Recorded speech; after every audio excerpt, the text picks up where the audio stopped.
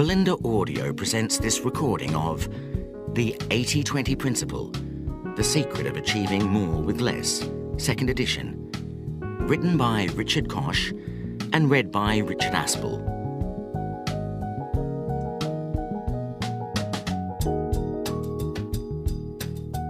Praise for the 80-20 Principle.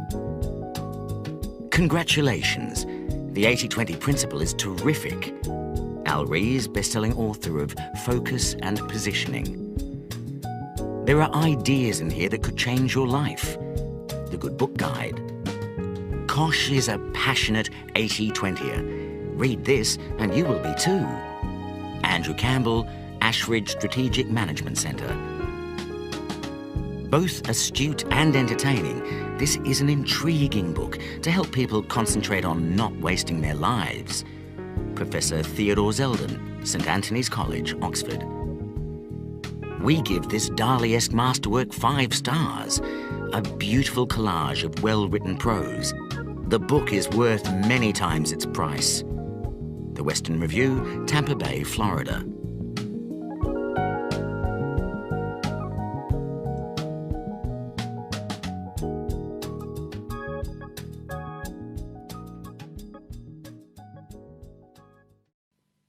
The 80-20 Principle.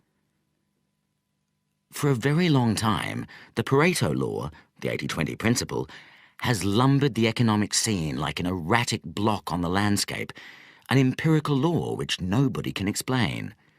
Joseph Steindl.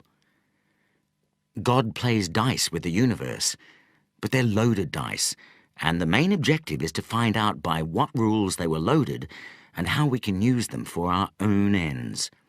Joseph Ford. We cannot be certain to what height the human species may aspire.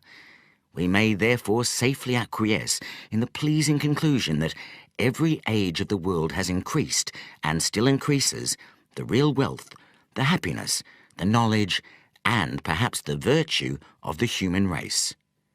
Edward Gibbon. Preface to the 2nd edition.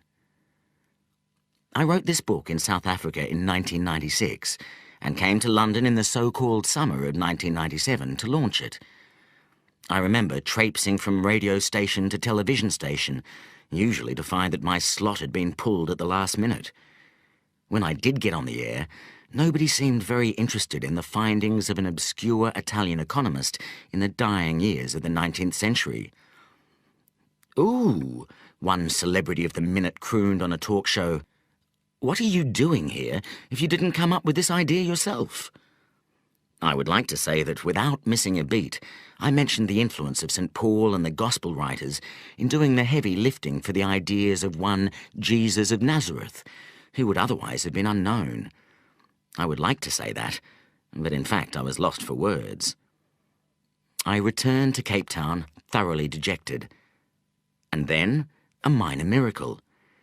The British publisher who had commissioned the work, a man well known for looking on the gloomy side, faxed me, remember faxes, to say that despite the PR fiasco, the book was selling very well. In fact, the book has sold more than 700,000 copies worldwide and been translated into 24 languages.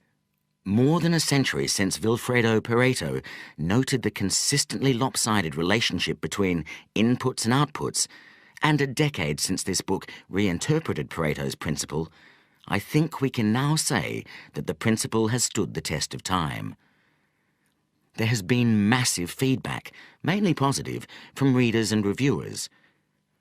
Throughout the world, a large number of individuals, perhaps hundreds of thousands, have found the principle useful at work and in their careers, and increasingly in the whole of their lives. The 80-20 Principle has 2 almost opposite appeals. On the one hand, it is a statistical observation, a proven pattern, solid, quantitative, reliable, hard. It pleases those who want to get more out of life, to get ahead of the crowd, to increase profits or decrease effort or costs in the pursuit of gain, to dramatically raise efficiency, defined as output divided by input. If we can spot the few cases where the results relative to effort are so much greater than usual, we can become so much more efficient in whatever task we want to accomplish. The principle allows us to enhance our achievement while escaping the tyranny of overwork. On the other hand, the principle has a totally different side. Soft, mystical, eerie, almost magic in the way that the same pattern of numbers crops up everywhere, and related not to efficiency at all, but to everything that makes our lives worthwhile. The sense that we are connected to each other and to the universe by a mysterious law, which we can tap into and which can change our lives, generates a sense of wonder and awe. Looking back, I think what was different about my book was that it extended the domain of the principle. It had previously been well known in the business arena to increase efficiency. As far as I know, it had never previously been deployed to enhance the quality and depth of our whole lives. It's only in retrospect that I have fully realized the dual nature of the principle, the curious but perfect tension between its two sides, hard efficiency and soft life enhancement. As I explore in the new chapter of the book, this tension represents the yin and yang of the principle, the dialectic where efficiency and life-enhancing uses of it are complementary opposites. Efficiency clears the space for life enhancement, while life enhancement requires us to be clear about the few things that are really important in our work, relationships, and all the other activities we do in our lives. Of course, not everyone accepted my reinterpretation of Pareto's principle. I was surprised at how controversial the book became. While it had its fierce supporters, and a huge number of quiet people who wrote to me saying the book had changed both their professional life and their life as a whole, there were many people who disliked the extension of the principle to the softer side of life, and said so with great clarity and eloquence. The opposition took me aback, but then I came to welcome the contrary voices. They have made me think about the principle more deeply, and, as I hope is demonstrated in the final chapter, reach a greater understanding of its dual nature. What is new about this edition? To start with, less is more. I have cut out the original final chapter, Progress Regained. This was a frankly unsuccessful attempt to apply the 80-20 principle to society and politics. Whereas every other part of the book generated both positive and negative comments, this chapter seems to have fallen entirely on stony ground. The only piece I have retained is the conclusion, which is an appeal to individuals to take action. I have replaced it with an entirely new chapter, the yin and yang of the principle. This covers the highlights generated by a decade of reviews, conversations, letters and emails, and amplifies and categorizes the best criticisms of the principle before giving my response.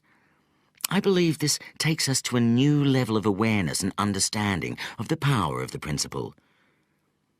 It remains for me to thank everyone who has contributed to the great 80-20 debate. Long may it continue, and thank you all so much. I may have touched your lives, but you have certainly touched mine, and I am most grateful. Richard Koch. Richard Koch at btinternet.com. Estepona, Spain, February 2007. The 80-20 Rap. Did you know that there is an excellent 80-20 rap song, courtesy of the incomparable Wyatt Moe G. Jackson? You can listen to it on the web if you like at www.the8020principle.com. It lasts 3 minutes, like a pop song should. Here are the lyrics, which are interspersed with me summing up the message of this book. Richard Koch is a businessman. He discovered a truth, yes, a master plan. Write a book about it, became a hit. It's not only cool, it's also legit. The 80-20 principle is the title. The lessons it teaches you are vital. Sit back and listen to this sound bite. By the time that you're finished, you'll see the light. The 80-20 principle, the key to success. The 80-20 principle, achieve more with less. The 80-20 principle, the key to success. The 80-20 principle, achieve more. So what is the 80-20 principle? The 80-20 principle asserts that a minority, a small number of causes, inputs or effort usually leads to a majority of the results, outputs or rewards. So most of the outputs result from a very small part of the causes or inputs. The 80-20 principle, the key to success.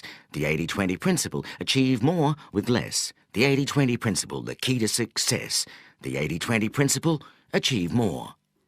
Taken literally, this means that, for example, 80% of what we achieve in our job comes from 20% of the time we spend. Thus, for all practical purposes, 4/5 of our effort, pretty much all of it really, is largely irrelevant, and this is contrary, of course, to what we normally expect.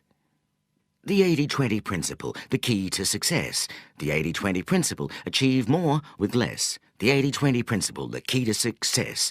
The 80-20 principle, achieve more.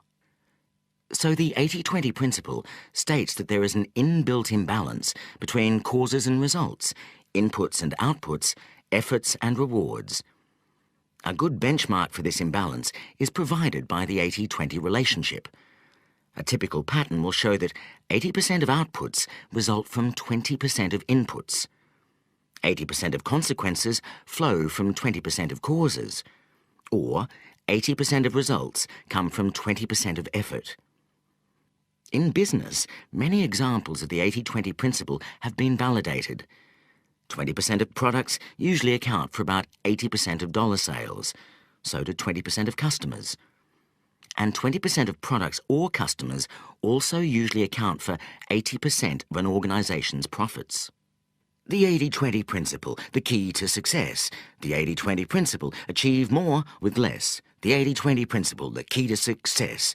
The 80-20 principle, achieve more.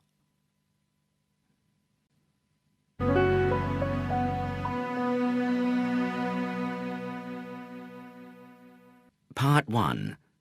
Overture. The universe is wonky. What is the 80-20 principle? The 80-20 principle tells us that in any population, some things are likely to be much more important than others. A good benchmark or hypothesis is that 80% of results or outputs flow from 20% of causes, and sometimes from a much smaller proportion of powerful forces. Everyday language is a good illustration. Sir Isaac Pitman, who invented shorthand, discovered that just 700 common words make up 2/3 of our conversation.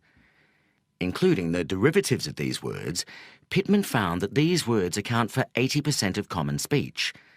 In this case, fewer than 1% of words, the new shorter Oxford English Dictionary lists over 500,000 words, are used 80% of the time. We could call this an 81 principle. Similarly, over 99% of talk uses fewer than 20% of words. We could call this a 99-20 relationship. The movies illustrate the 80-20 principle. A recent study shows that 1.3% of movies earn 80% of box office revenues, producing virtually an 81 rule. The 80-20 principle is not a magic formula.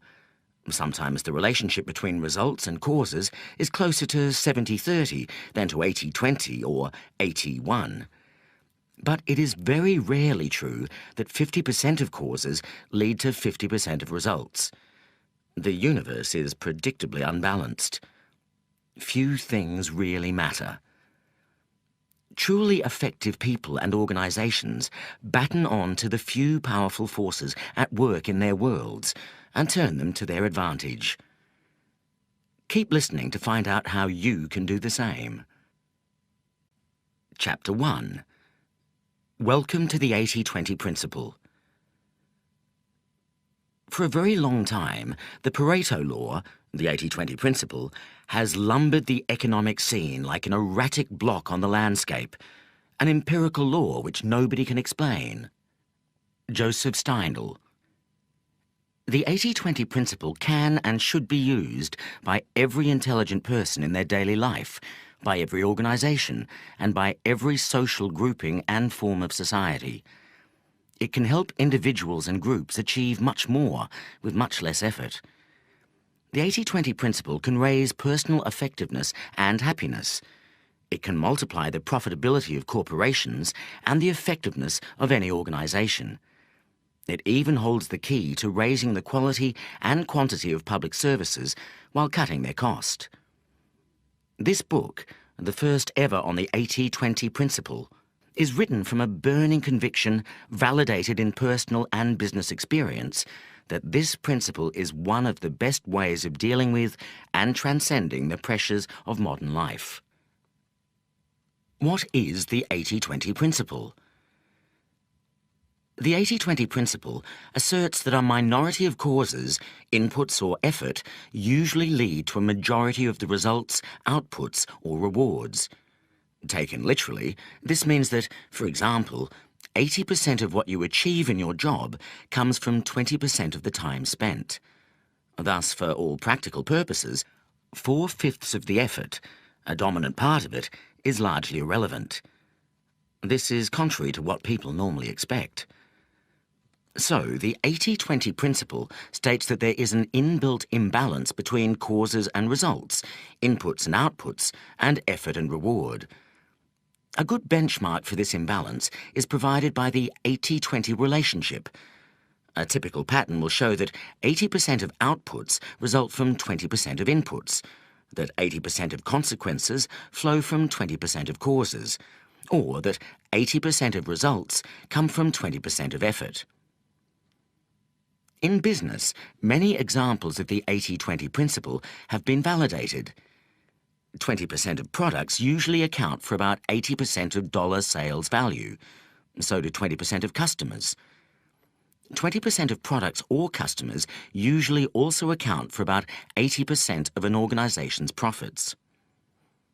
In society, 20% of criminals account for 80% of the value of all crime.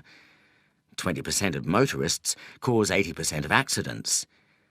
20% of those who marry comprise 80% of the divorce statistics. Those who consistently remarry and redivorce distort the statistics and give a lopsidedly pessimistic impression of the extent of marital fidelity. 20% of children attain 80% of educational qualifications available.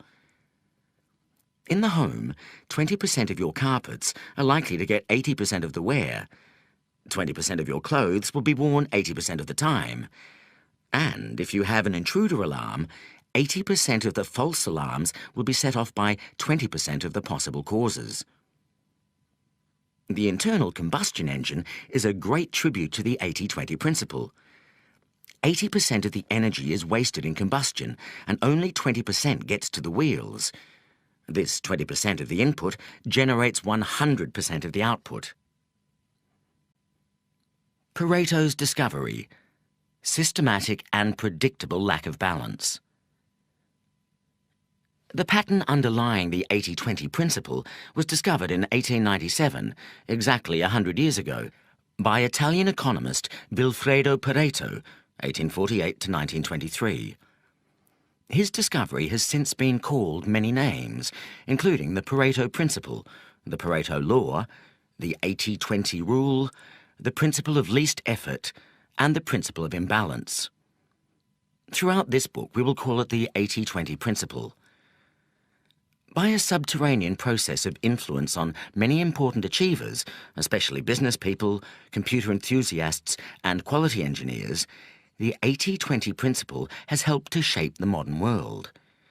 Yet it has remained one of the great secrets of our time, and even the select band of cognoscenti who know and use the 80-20 principle only exploit a tiny proportion of its power. So what did Vilfredo Pareto discover? He happened to be looking at patterns of wealth and income in 19th century England. He found that most income and wealth went to a minority of the people in his samples. Perhaps there was nothing very surprising in this, but he also discovered two other facts that he thought highly significant. One was that there was a consistent mathematical relationship between the proportion of people, as a percentage of the total relevant population, and the amount of income or wealth that this group enjoyed. To simplify, if 20% of the population enjoyed 80% of the wealth, then you could reliably predict that 10% would have, say, 65% of the wealth, and 5% would have 50%. The key point is not the percentages, but the fact that the distribution of wealth across the population was predictably unbalanced. Pareto's other finding, one that really excited him, was that this pattern of imbalance was repeated consistently whenever he looked at data referring to different time periods or different countries. Whether he looked at England in earlier times, or whatever data were available from other countries in his own time or earlier, he found the same pattern repeating itself over and over again with mathematical precision. Was this a freak coincidence, or something that had great importance for economics and society? Would it work if applied to sets of data relating to things other than wealth or income? Pareto was a terrific innovator because before him, no one had looked at two related sets of data. In this case, the distribution of incomes or wealth compared to the number of income earners or property owners, and compared percentages between the two sets of data. Nowadays, this method is commonplace and has led to major breakthroughs in business and economics. Sadly, although Pareto realized the importance and wide range of his discovery, he was very bad at explaining it. He moved on to a series of fascinating but rambling sociological theories, centering on the role of elites, which were hijacked at the end of his life by Mussolini's fascists. The significance of the 80-20 principle lay dormant for a generation. While a few economists, especially in the US, realized its importance, it was not until after the Second World War that two parallel yet completely different pioneers began to make waves with the 80-20 principle. 1949, Zipf's principle of least effort. One of these pioneers was the Harvard professor of philology, George K. Zipf. In 1949, Zipf discovered the principle of least effort, which was actually a rediscovery and elaboration of Pareto's principle. Zipf's principle said that resources, people, goods, time, skills, or anything else that is productive, tended to arrange themselves so as to minimize work, so that approximately 20 to 30% of any resource accounted for 70 to 80% of the activity related to that resource. Professor Zipf used population statistics, books, philology, and industrial behavior to show the consistent recurrence of this unbalanced pattern. For example, he analyzed all the Philadelphia marriage licenses granted in 1931 in a 20-block area, demonstrating that 70% of the marriages occurred between people who lived within 30% of the distance. Incidentally, Zipf also provided a scientific justification for the messy desk by justifying clutter with another law. Frequency of use draws near to us things that are frequently used.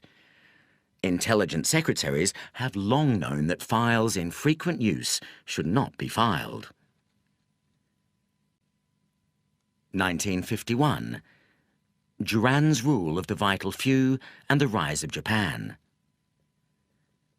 The other pioneer of the 80-20 principle was the great quality guru, Romanian-born US engineer Joseph Moses Duran, born 1904, the man behind the quality revolution of 1950 to 90. He made what he alternately called the Pareto principle and the rule of the vital few virtually synonymous with the search for high product quality. In 1924, Duran joined Western Electric, the manufacturing division of Bell Telephone System, starting as a corporate industrial engineer and later setting up as one of the world's first quality consultants. His great idea was to use the 80-20 principle, together with other statistical methods, to root out quality faults and improve the reliability and value of industrial and consumer goods. Durand's path-breaking Quality Control Handbook was first published in 1951 and extolled the 80-20 principle in very broad terms. The economist Pareto found that wealth was non-uniformly distributed in the same way as Durand's observations about quality losses. Many other instances can be found: the distribution of crime amongst criminals, the distribution of accidents among hazardous processes, etc. Pareto's principle of unequal distribution applied to distribution of wealth and to distribution of quality losses. No major U.S. industrialist was interested in Durand's theories. In 1953, he was invited to Japan to lecture and met a receptive audience. He stayed on to work with several Japanese corporations, transforming the value and quality of their consumer goods. It was only once the Japanese threat to U.S. industry had become apparent, after 1970, that Durand was taken seriously in the West. He moved back to do for U.S. industry what he had done for the Japanese. The 80-20 principle was at the heart of this global quality revolution. From the 1960s to the 1990s, progress from using the 80-20 principle. IBM was one of the earliest and most successful corporations to spot and use the 80-20 principle, which helps to explain why most computer systems specialists trained in the 1960s and 1970s are familiar with the idea. In 1963, IBM discovered that about 80% of a computer's time is spent executing about 20% of the operating code. The company immediately rewrote its operating software to make the most used 20% very accessible and user-friendly, thus making IBM computers more efficient and faster than competitors' machines for the majority of applications. Those who developed the personal computer and its software in the next generation, such as Apple, Lotus, and Microsoft, applied the 80-20 principle with even more gusto to make their machines cheaper and easier to use for a new tranche of customers, including the now celebrated dummies who would previously have given computers a very wide berth. Winner take all. A century after Pareto, the implications of the 80-20 principle has surfaced in a recent controversy over the astronomic and ever-rising incomes going to superstars and those very few people at the top of a growing number of professions. Film director Steven Spielberg earned $165 million in 1994. Joseph Jamiel, the most highly paid trial lawyer, was paid $90 million. Merely competent film directors or lawyers, of course, earn a tiny fraction of these sums. The 20th century has seen massive efforts to level incomes, but inequality, removed in one sphere, keeps popping up in another. In the USA from 1973 to 1995, average real incomes rose by 36%, yet the comparable figure for non-supervisory workers fell by 14%. During the 1980s, all of the gains went to the top 20% of earners, and a mind-boggling 64% of the total increase went to the top 1%. The ownership of shares in the US is also heavily concentrated within a small minority of households. 5% of US households own about 75% of the household sector's equity. A similar effect may be seen in the role of the dollar. Almost 50% of world trade is invoiced in dollars, far above America's 13% share of world exports. And while the dollar's share of foreign exchange reserves is 64%, the ratio of American GDP to global output is just over 20%. The 80-20 principle will always reassert itself unless conscious, consistent, and massive efforts are made and sustained to overcome it. Why the 80-20 principle is so important. The reason that the 80-20 principle is so valuable is that it is counterintuitive.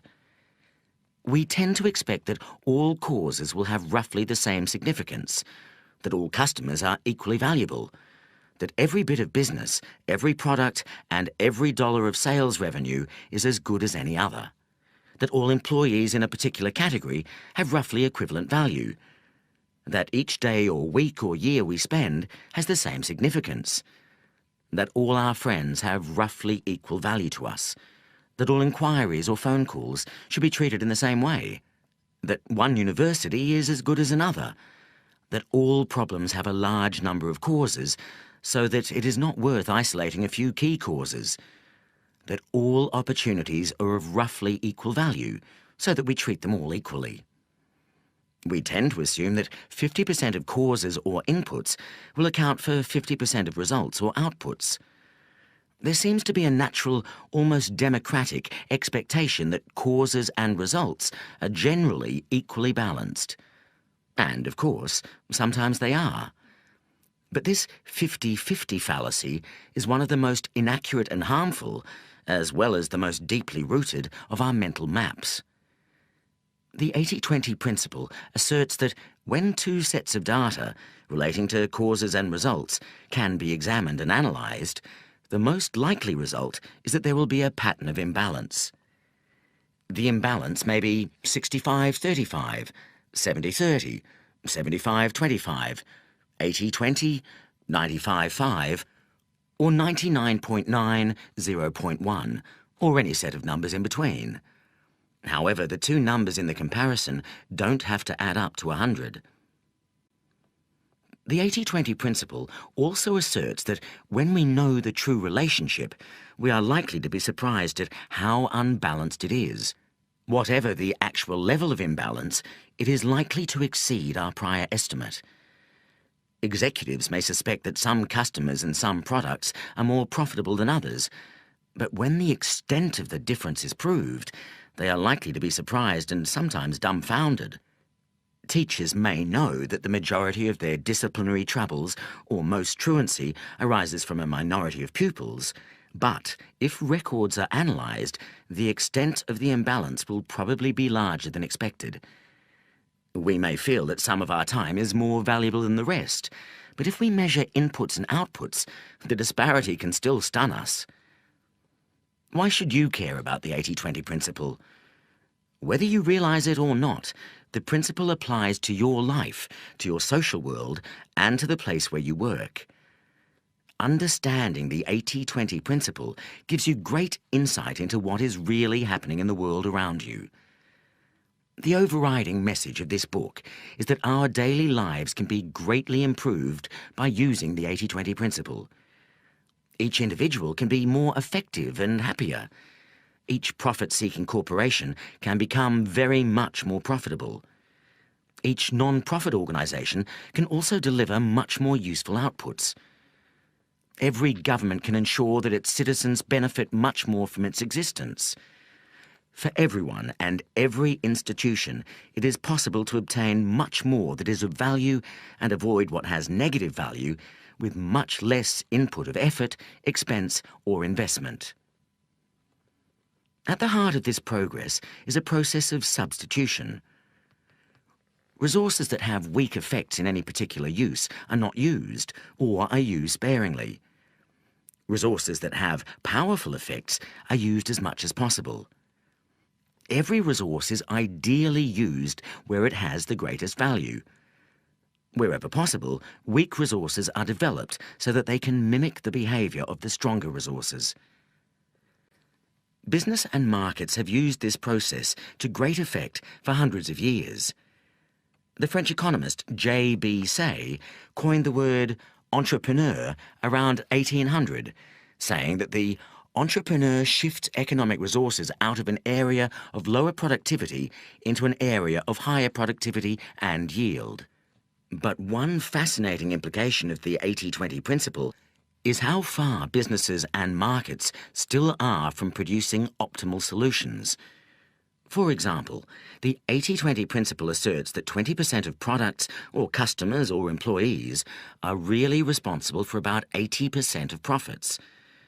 If this is true, and detailed investigations usually confirm that some such very unbalanced pattern exists, the state of affairs implied is very far from being efficient or optimal.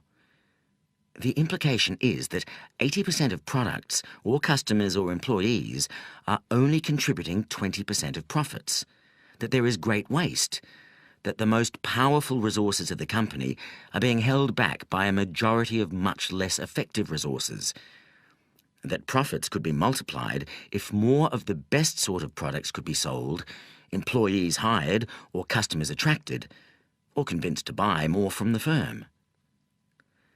In this kind of situation, one might well ask, why continue to make the 80% of products that only generate 20% of profits?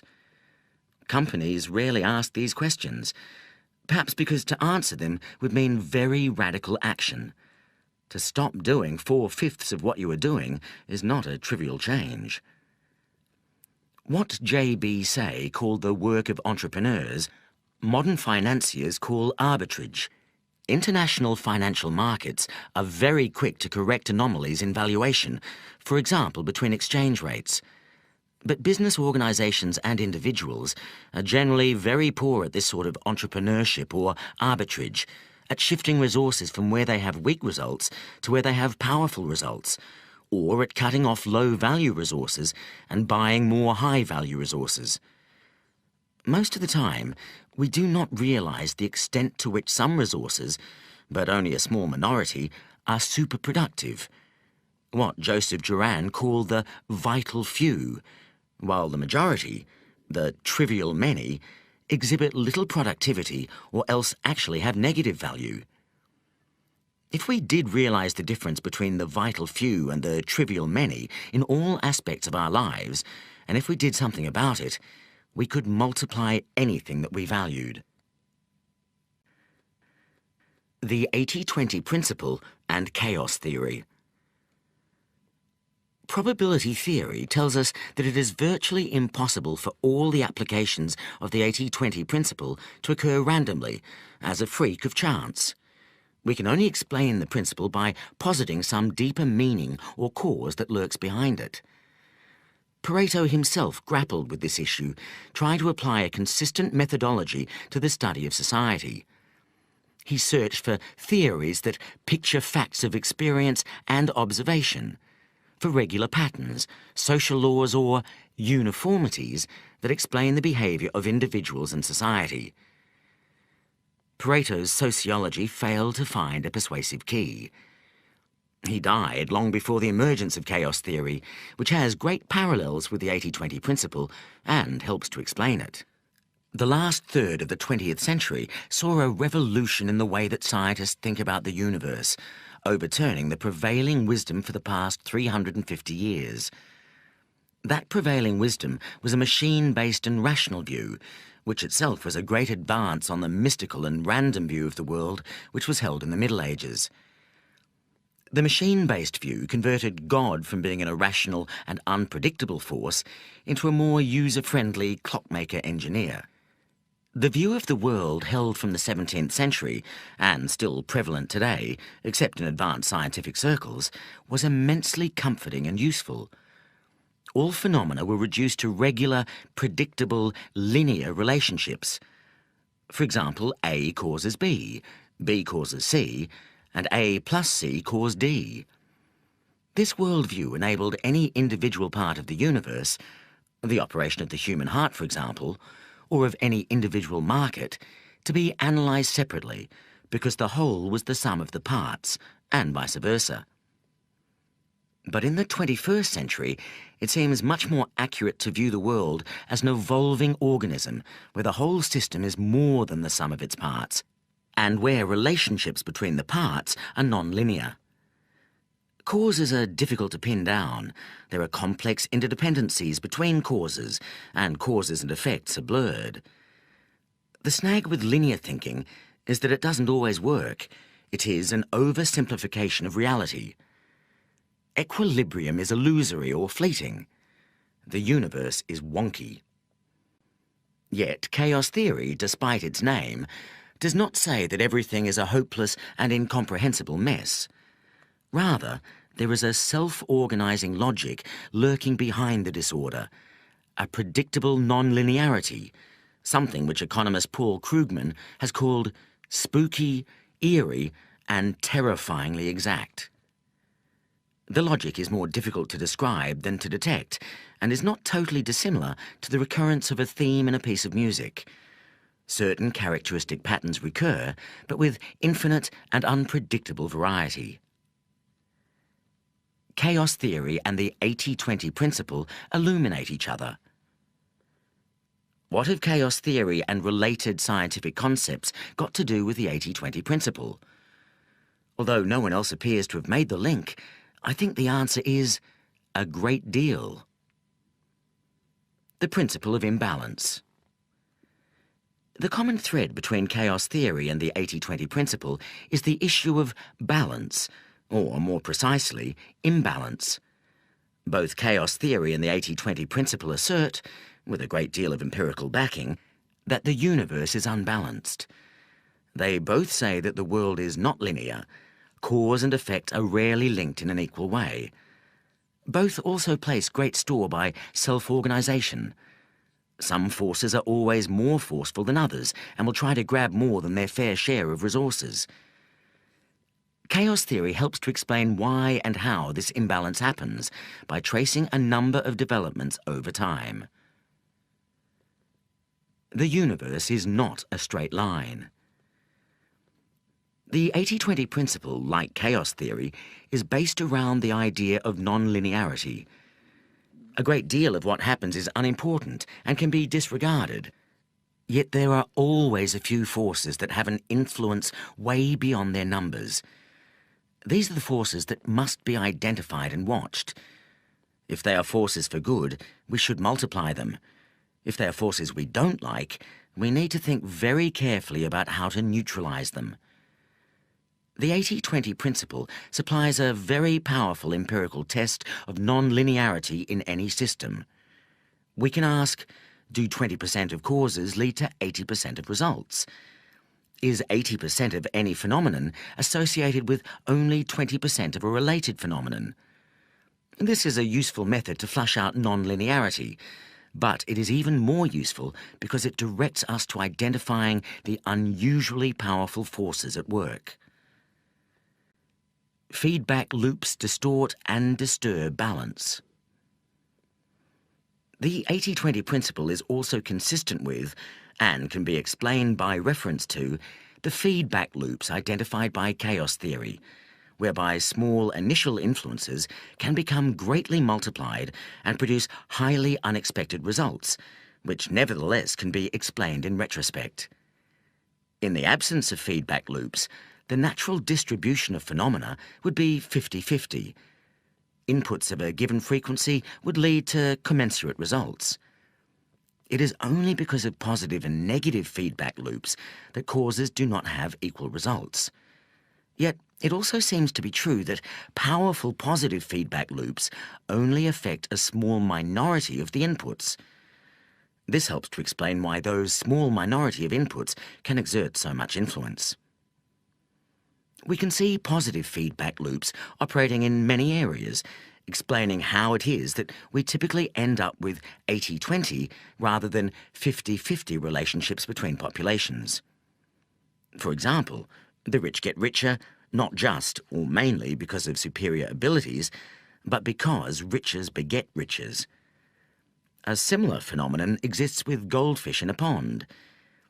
Even if you start with goldfish almost exactly the same size, those that are slightly bigger become very much bigger because, even with only slight initial advantages in stronger propulsion and larger mouths, they are able to capture and gobble up disproportionate amounts of food. The tipping point. Related to the idea of feedback loops is the concept of the tipping point. Up to a certain point, a new force, whether it is a new product, a disease, a new rock group, or even a new social habit such as jogging or rollerblading, finds it difficult to make headway. A great deal of effort generates little by way of results. At this point, many pioneers give up. But if the new force persists and can cross a certain invisible line, a small amount of additional effort can reap huge returns. This invisible line is the tipping point. The concept comes from the principles of epidemic theory. The tipping point is the point at which an ordinary and stable phenomenon, a low-level flu outbreak, can turn into a public health crisis because of the number of people who are infected and can therefore infect others. And since the behaviour of epidemics is non-linear and they don't behave in the way we expect, small changes, like bringing new infections down to 30,000 from 40,000, can have huge effects. It all depends when and how the changes are made. First come, best served. Chaos theory advocates sensitive dependence on initial conditions. What happens first, even something ostensibly trivial, can have a disproportionate effect. This resonates with, and helps to explain, the 80-20 principle.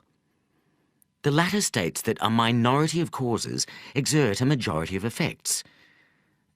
One limitation of the 80-20 principle, taken in isolation, is that it always represents a snapshot of what is true now, or, more precisely, in the very recent past when the snapshot was taken. This is where chaos theory's doctrine of sensitive dependence on initial conditions is helpful.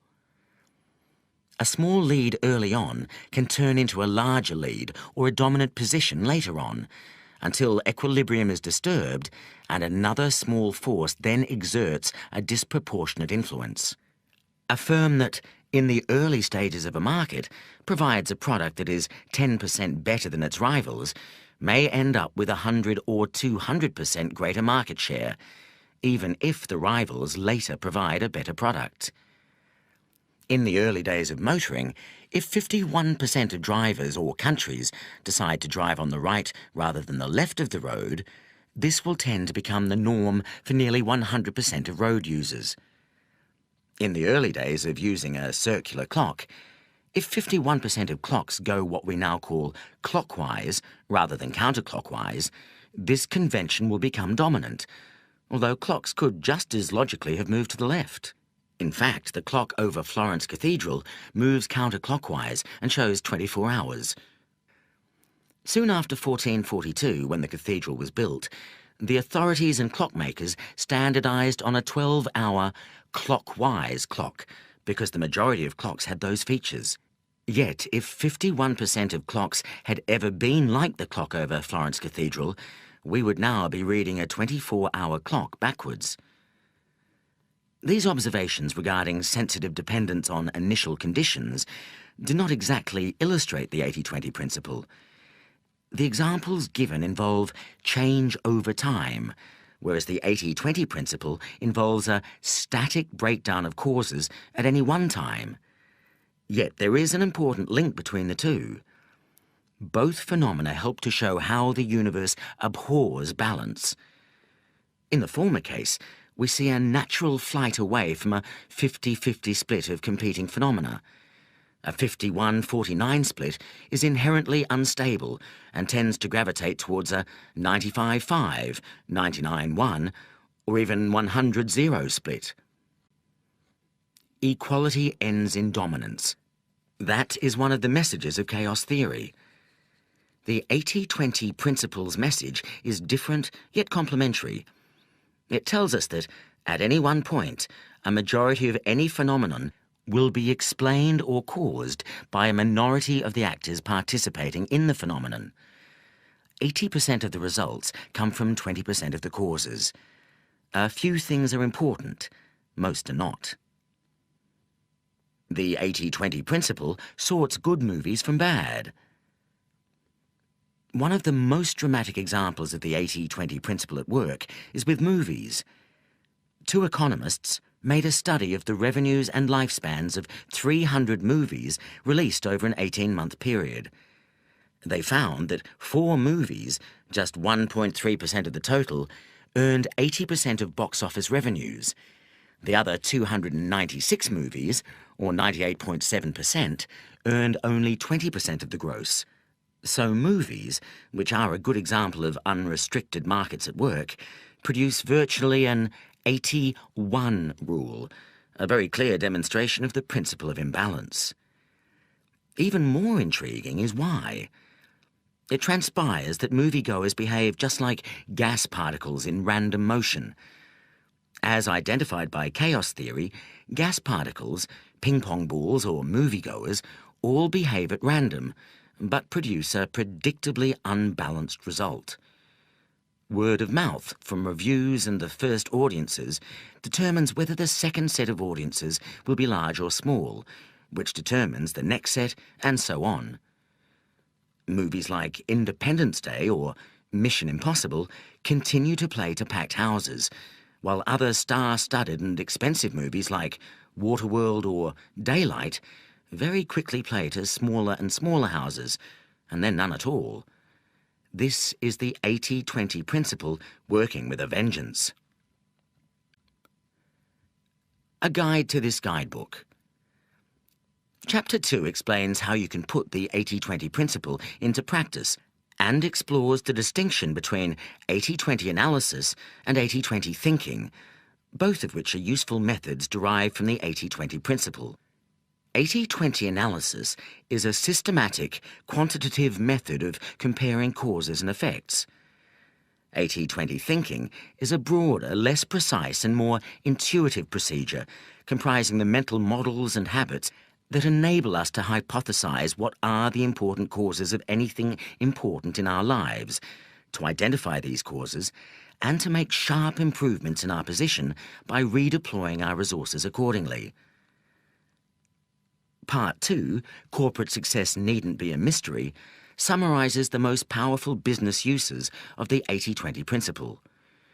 These uses have been tried and tested and found to be of immense value, yet remain curiously unexploited by most of the business community. There is little in my summary that is original, but anyone seeking major profit improvement, whether for a small or large business, should find this a very useful primer and the first ever to appear in a book.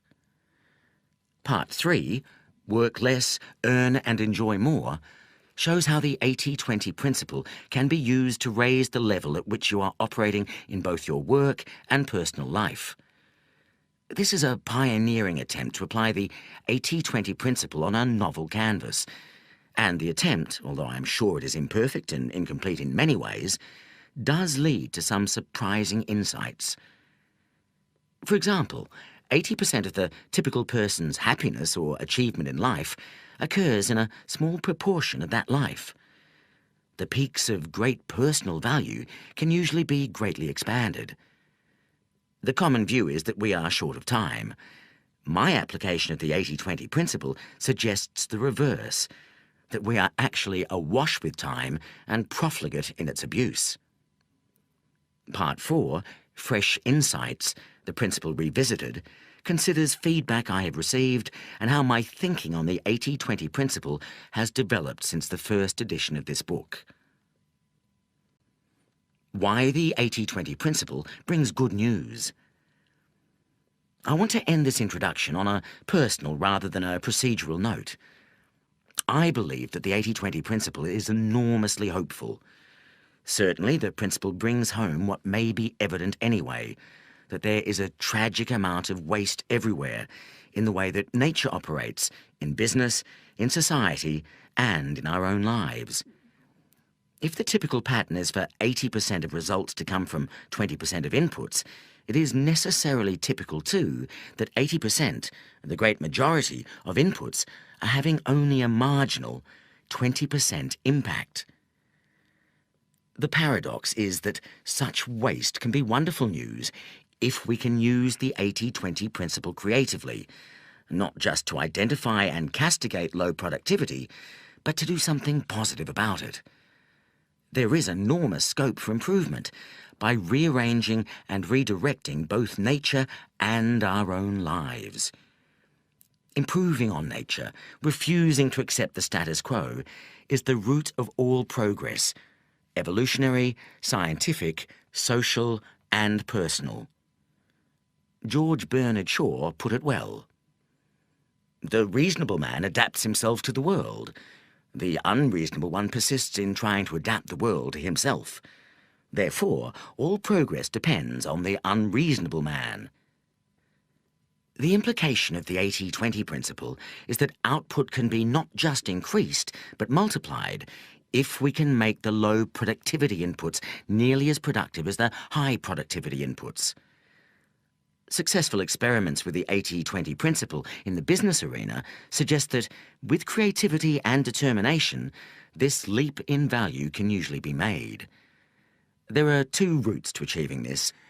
One is to reallocate the resources from unproductive to productive uses, the secret of all entrepreneurs down the ages. Find a round hole for a round peg, a square hole for a square peg, and a perfect fit for any shape in between. Experience suggests that every resource has its ideal arena, where the resource can be tens or hundreds of times more effective than in most other arenas. The other route to progress, the method of scientists, doctors, preachers, computer systems designers, educationalists, and trainers, is to find ways to make the unproductive resources more effective, even in their existing applications. To make the weak resources behave as though they were their more productive cousins. To mimic, if necessary by intricate rote-learning procedures, the highly productive resources. The few things that work fantastically well should be identified, cultivated, nurtured, and multiplied. At the same time, the waste, the majority of things that will always prove to be of low value to man and beast, should be abandoned or severely cut back.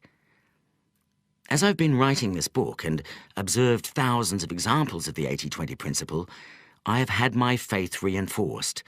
Faith in progress, in great leaps forward, and in mankind's ability, individually and collectively, to improve the hand that nature has dealt. Joseph Ford comments, "God plays dice with the universe, but they're loaded dice, and the main objective is to find out by what rules they were loaded and how we can use them for our own ends." The 80-20 principle can help us achieve precisely that. Chapter 2. How to Think 80-20. Chapter 1 explained the concept behind the 80-20 principle. This chapter will discuss how the 80-20 principle works in practice and what it can do for you. Two applications of the principle, 80-20 analysis and 80-20 thinking, provide a practical philosophy which will help you understand and improve your life. Definition of the 80-20 principle. The 80-20 principle states that there is an inbuilt imbalance between causes and results, inputs and outputs, and effort and reward. Typically, causes, inputs, or effort divide into two categories: the majority that have little impact, a small minority that have a major, dominant impact. Typically also, results, outputs, or rewards are derived from a small proportion of the causes, inputs, or effort aimed at producing the results, outputs, or rewards. The relationship between causes, inputs, or efforts on the one hand, and results, outputs, or rewards on the other, is therefore typically unbalanced. When this imbalance can be measured arithmetically, a good benchmark for the imbalance is the 80-20 relationship. 80% of results, outputs, or rewards are derived from only 20% of the causes, inputs, or effort. About 80% of the world's energy is consumed by 15% of the world's population, for example. 80% of the world's wealth is possessed by 25% of the world's people. In healthcare, 20% of your population base and or 20% of its disease elements will consume 80% of your resources. Let us imagine, for example, that a company has 100 products and has found out that the most profitable 20 products account for 80% of all profits. It might help here to picture two piles: a big pile of the 100 products the company makes and a pile of cash that represents the profits made. Just one profitable product, 1% of the total products, makes 20% of the profits. So, if you pull that particular widget out of the pile of products, you have to match it with the 20% of the money from the cash pile. If we continue counting the next most profitable product, and the next, until we have the profits from the top 20 products, we end up with two pairs of piles. The first pair has one small pile of the top 20 products and one big pile of cash representing 80% of the profits. The second pair is the flip side of this. There's a big pile which is the company's other 80 products, and a small pile of cash to represent the profit they make, which is just 20% of total profits. The 80-20 numbers are only a benchmark, and the real relationship may be more or less unbalanced than 80-20. The 80-20 principle asserts, however, that in most cases the relationship is much more likely to be closer to 80-20 than to 50-50. If all of the products in our example made the same profit, then the relationship would be shown as corresponding piles of cash and products of equal size. The curious but crucial point is that when such investigations are conducted, imbalance is much more common than balance. Of course, the exact relationship may not be 80-20. 80-20 is both a convenient metaphor and a useful hypothesis, but it is not the only pattern. Sometimes 80% of the profits come from 30% of the products. Sometimes 80% of the profits come from 15% or even 10% of the products. The numbers compared do not have to add up to 100, but the picture usually looks unbalanced. There's a bigger pile of cash paired with a smaller pile of products, rather than piles of cash and goods of about the same size. It is perhaps unfortunate that the numbers 80 and 20 add up to 100. This makes the result look elegant, as indeed would a result of 50-50, 70-30, 99-1, or many other combinations. And it is certainly memorable. But it makes many people think that we are dealing with just one set of data, 100%. Well, this is not so. If 80% of people are right-handed and 20% are left-handed, this is not an 80-20 observation. To apply the 80-20 principle, you have to have two sets of data, both adding up to 100%, and one measuring a variable quantity owned, exhibited, or caused by the people or things making up the other 100%. What the 80-20 principle can do for you. Every person I have known who has taken the 80-20 principle seriously has emerged with useful and, in some cases, life-changing insights. You have to work out your own uses for the principle. They will be there if you look creatively. Part 3, chapters 9 to 15, will guide you on your odyssey, but I can illustrate with some examples from my own life. How the 80-20 principle has helped me. When I was a raw student at Oxford, my tutor told me never to go to lectures. Books can be read far faster, he explained, but never read a book from cover to cover, except for pleasure. When you are working, find out what the book is saying much faster than you would by reading it through. Read the conclusion, then the introduction, then the conclusion again, then dip lightly into any interesting bits. What he was really saying was that 80% of the value of a book can be found in 20% or fewer of its pages, and absorbed in 20% of the time most people would take to read it through. I took to this study method and extended it. At Oxford, there is no system of continuous assessment, and the class of degree earned depends entirely on finals, the examinations taken at the end of the course. I discovered from the form book, that is by analysing past examination papers, that at least 80%, sometimes 100%, of an examination could be well answered with knowledge from 20% or fewer of the subjects that the exam was meant to cover. The examiners could therefore be much better impressed by a student who knew an awful lot about relatively little, rather than a fair amount about a great deal. This insight enabled me to study very efficiently.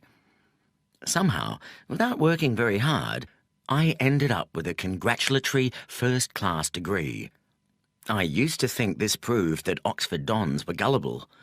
I now prefer to think, perhaps improbably, that they were teaching us how the world worked.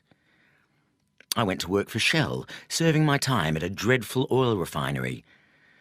This may have been very good for my soul, but I rapidly realised that the best-paying jobs for young and inexperienced people such as I lay in management consultancy.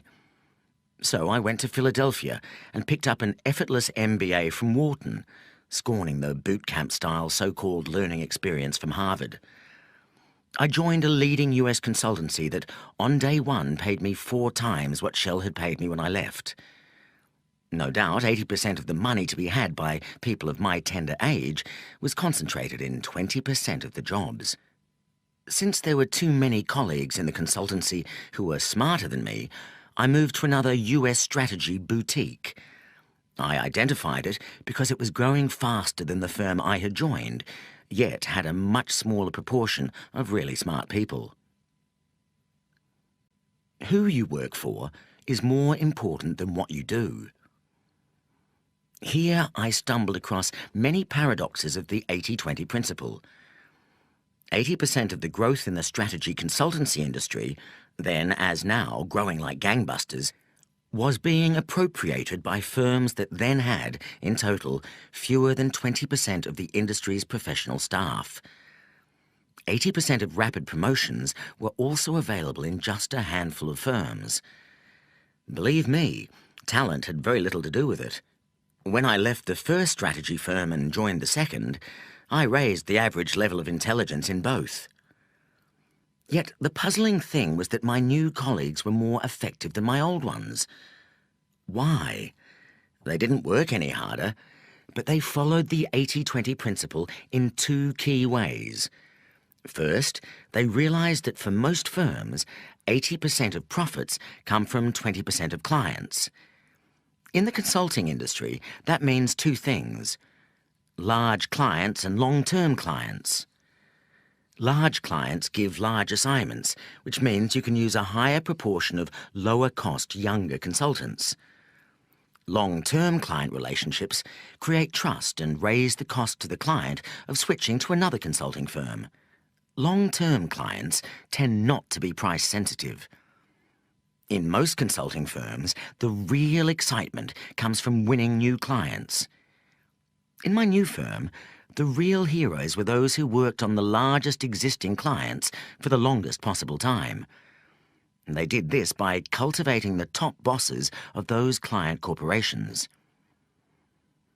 The second key insight the consulting firm had was that in any client, 80% of the results available would flow from concentrating on the 20% of most important issues. These were not necessarily the most interesting ones from a curious consultant's viewpoint, but whereas our competitors would look superficially at a whole range of issues and then leave them for the client to act or not on the recommendations, we kept plugging away at the most important issues until we had bludgeoned the client into successful action. The client's profits often soared as a result, as did our consulting budgets. Are you working to make others rich, or is it the reverse? I soon became convinced that, for both consultants and their clients, effort and reward were at best only loosely linked. It was better to be in the right place than to be smart and work hard. It was best to be cunning and focus on results rather than inputs. Acting on a few key insights produced the goods. Being intelligent and hard-working did not.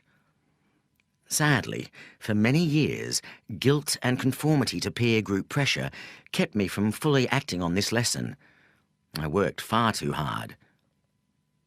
By this time, the consulting firm had several hundred professional staff, and about 30 people, including myself, who were called partners.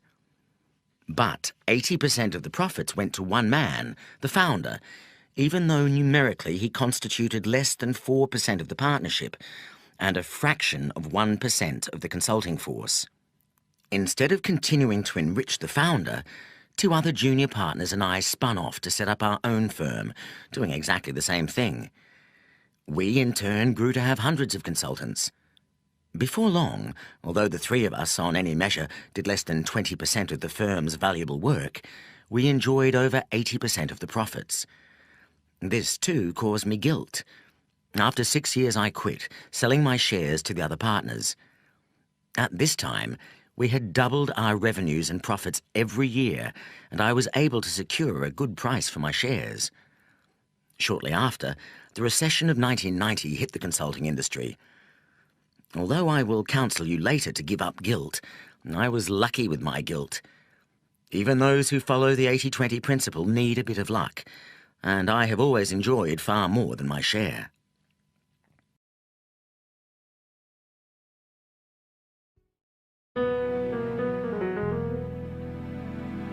This is the end of CD 1. The book continues on CD 2.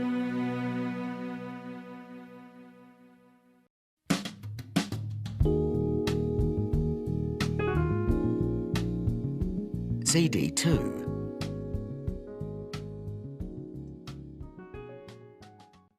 Wealth from investment can dwarf wealth from working. With 20% of the money received, I made a large investment in the shares of one corporation, Filofax. Investment advisors were horrified. At the time, I owned about 20 shares in quoted public companies, but this one stock, 5% of the number of shares I owned, accounted for about 80% of my portfolio. Fortunately, the proportion proceeded to grow still further, as over the next 3 years, Filofax shares multiplied several times in value. When I sold some shares in 1995, it was at nearly 18 times the price I had paid for my first stake. I made 2 other large investments, one in a start-up restaurant called Belgo, and the other in MSI, a hotel company that at the time owned no hotels. Together, these 3 investments at cost comprised about 20% of my net worth, but they have accounted for more than 80% of my subsequent investment gains, and now comprise over 80% of a much larger net worth. As Chapter 14 will show, 80% of the increase in wealth from most long-term portfolios comes from fewer than 20% of the investments. It is crucial to pick this 20% well, and then concentrate as much investment as possible into it. Conventional wisdom is not to put all your eggs in one basket. 80-20 wisdom is to choose a basket carefully, load all your eggs into it, and then watch it like a hawk. How to use the 80-20 principle. There are 2 ways to use the 80-20 principle. Traditionally, the 80-20 principle has required 80-20 analysis, a quantitative method to establish the precise relationship between causes, input, effort, and results, outputs, rewards. This method uses the possible existence of the 80-20 relationship as a hypothesis and then gathers the facts so that the true relationship is revealed. This is an empirical procedure which may lead to any result ranging from 50-50 to 99.90.1. If the result does demonstrate a marked imbalance between inputs and outputs, say a 65-35 relationship, or an even more unbalanced one, then normally action is taken as a result. A new and complementary way to use the 80-20 principle is what I call 80-20 thinking. This requires deep thought about any issue that is important to you and asks you to make a judgment on whether the 80-20 principle is working in that area. You can then act on the insight. 80-20 thinking does not require you to collect data or actually test the hypothesis. Consequently, 80-20 thinking may on occasion mislead you. It is dangerous to assume, for example, that you already know what the 20% is if you identify a relationship. But I will argue that 80-20 thinking is much less likely to mislead you than is conventional thinking. 80-20 thinking is much more accessible and faster than 80-20 analysis, although the latter may be preferred when the issue is extremely important and you find it difficult to be confident about an estimate. We look first at 80-20 analysis and then at 80-20 thinking. 80-20 analysis. 80-20 analysis examines the relationship between 2 sets of comparable data. One set of data is always a universe of people or objects, usually a large number of 100 or more, that can be turned into a percentage. The other set of data relates to some interesting characteristic of the people or objects that can be measured and also turned into a percentage.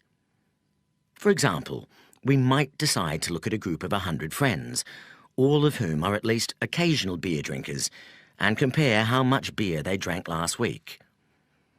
So far, this method of analysis is common to many statistical techniques. What makes 80-20 analysis unique is that the measurement ranks the second set of data in descending order of importance and makes comparisons between percentages in the two sets of data. In our example, then, we will ask all our 100 friends how many glasses of beer they drank last week and array the answers in a table in descending order. 80-20 analysis can compare percentages from the two sets of data, the friends and the amount of beer drunk. In this case, we can say that 70% of the beer was drunk by just 20% of the friends. This would therefore give us our 70-20 relationship. We can summarise this data visually in an 80-20 frequency distribution chart, or 80-20 chart for short.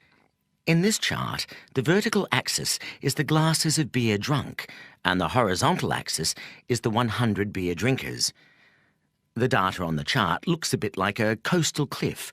First a downward sloping hill, then a sudden dramatic drop off to a wide flat beach, then a small further drop to the sea. The big drop comes just after our 20th drinker. The beach is our middle 60 drinkers, and the sea is the bottom 20 drinkers. Why is this called 80-20 analysis? When comparing these relationships, the most frequent observation, made long ago, probably in the 1950s, was that 80% of the quantity being measured came from 20% of the people or objects. 80-20 has become shorthand for this type of unbalanced relationship, whether or not the precise result is 80-20. Statistically, an exact 80-20 relationship is unlikely. It is the convention of 80-20 that it is the top 20% of causes that is cited, not the bottom. 80-20 analysis is my name for the way that the 80-20 principle has generally been used to date, that is, in a quantitative and empirical way, to measure possible relationships between inputs and outputs. We could equally well observe from the data on our beer-drinking friends that the bottom 20% of people only consumed 30 glasses, or 3% of the total. It would also be perfectly legitimate to call this a 3-20 relationship, although this is rarely done. The emphasis is nearly always on the heavy users or causes. If a brewery was conducting a promotion or wanted to find out what beer drinkers thought about their range of beers, it would be most useful to go to the top 20. We might also want to know what percentage of our friends combine to account for 80% of total beer consumption. In this case, inspection would show that Mike G, the 28th biggest drinker with 10 glasses, took the cumulative total to 800 glasses. We could express this relationship, therefore, as 80-28. 80% of total beer was drunk by just 28% of our friends. It should be clear from this example that 80-20 analysis may result in any set of findings. Clearly, individual findings are more interesting and potentially more useful where there is an imbalance. If, for example, we have found that all of our friends had drunk exactly 8 glasses each, the brewery would not have been very interested in using our group for promotional research. In this case, we would have had a 20-20 relationship. 20% of beer was drunk by the top 20% of friends, or an 80-80 relationship. 80% of beer was drunk by 80% of friends. Bar charts show 80-20 relationships best. An 80-20 analysis is best displayed pictorially by looking at 2 bars, which is particularly appropriate for our example. Our earlier examples with the piles of products and profits can also be represented by bar charts. Imagine 2 vertical bars side by side, like 2 tall windows. The first bar represents our 100 beer-drinking friends, each filling 1% of the space, starting with the biggest beer drinker at the top and ending with the smallest beer drinkers at the bottom. The second bar represents the total amount of beer drunk by each and all of our friends. We can choose any given percentage of our friends and see how much beer they accounted for. For example, if we painted in the top 20% of the first bar or window, our top 20 drinkers, we would have to paint in 70% of the second bar or window, because that's how much beer those 20 people drank. In other words, the two bars would show what we discovered by putting the data in a table or in the 80-20 chart described earlier, that the top 20% of beer drinkers accounted for 70% of the beer drunk. The bar chart just takes the data and displays it from top to bottom instead of left to right. It doesn't matter which display you prefer. If we wanted to illustrate what percentage of our friends drank 80% of the beer, we would fill in the bars slightly differently to show the 80-28 relationship. 28% of our friends drank 80% of the beer. What is 80-20 analysis used for? Generally, to change the relationship it describes or to make better use of it. One use is to concentrate on the key causes of the relationship, the 20% of inputs that lead to 80%, or whatever the precise number is, of the outputs. If the top 20% of beer drinkers account for 70% of beer consumed, this is a group that a brewery should concentrate on reaching in order to attract as high a share as possible of the business from the 20%, and possibly also to increase their beer consumption still further. For all practical purposes, the brewery may decide to ignore the 80% of beer drinkers who only consume 30% of the beer. This simplifies the task immensely. Similarly, a firm that finds that 80% of its profits come from 20% of its customers should use this information to concentrate on keeping that 20% happy and increasing the business carried out with them. This is much easier, as well as more rewarding, than paying equal attention to the whole customer group. Or, if the firm finds that 80% of its profits come from 20% of its products, it should put most of its efforts behind selling more of those products. The same idea applies to non-business applications of 80-20 analysis. If you analysed the enjoyment you derive from all your leisure activities and found that 80% of the enjoyment derived from 20% of the activities, which currently took only 20% of your leisure time, it would make sense to increase the time allocation from 20 to at least 80%. Take transport as another example. 80% of traffic jams occur on 20% of roads. If you drive on the same route to work each day, you will know that roughly 80% of delays usually occur at 20% of the intersections.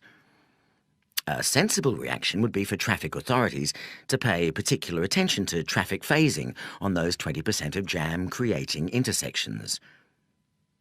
While the expense of such phasing might be too much for 100% of junctions, 100% of the time, it would be money well spent in the key 20% of locations for 20% of the day.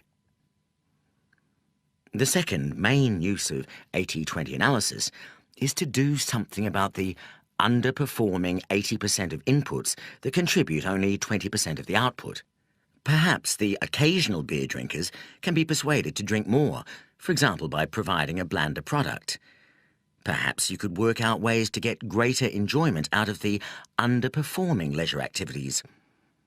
In education, interactive teaching systems now replicate the technique used by college professors where questions are addressed randomly to any student in order to combat the 80-20 rule, where 80% of classroom participation comes from 20% of the trainees. In US shopping malls, it has been found that women, some 50% of the population, account for 70% of the dollar value of all purchases. One way to increase the 30% of sales to men might be to build stores specifically designed for them. Although this second application of 80-20 analysis is sometimes very useful and has been put to great effect in industry in improving the productivity of underperforming factories, it is generally harder work and less rewarding than the first use. Don't apply 80-20 analysis in a linear way. In discussing the uses of 80-20 analysis, we must also briefly address its potential abuses. Like any simple and effective tool, 80-20 analysis can also be misunderstood, misapplied, and, instead of being the means to an unusual insight, serve as the justification for conventional thuggery. 80-20 analysis, applied inappropriately and in a linear way, can also lead the innocent astray. You need constantly to be vigilant against false logic. Let me illustrate this with an example from the book trade. It is easy to demonstrate that, in most times and places, about 20% of book titles comprise about 80% of books sold. For those who are steeped in the 80-20 principle, this is not surprising. It might seem a short hop to the conclusion that bookshops should cut the range of books they stock, or, indeed, that they should concentrate largely or exclusively on bestsellers. Yet, what is interesting is that in most cases, instead of sending profits up, restricting range has sent profits down. This does not invalidate the 80-20 principle for two reasons. The key consideration is not the distribution of books sold, but what customers want. If customers go to the trouble of visiting a bookstore, they want to find a reasonable range of books, as opposed to a kiosk or supermarket where they don't expect range. Bookstores should concentrate on the 20% of customers who account for 80% of their profits and find out what those 20% of customers want.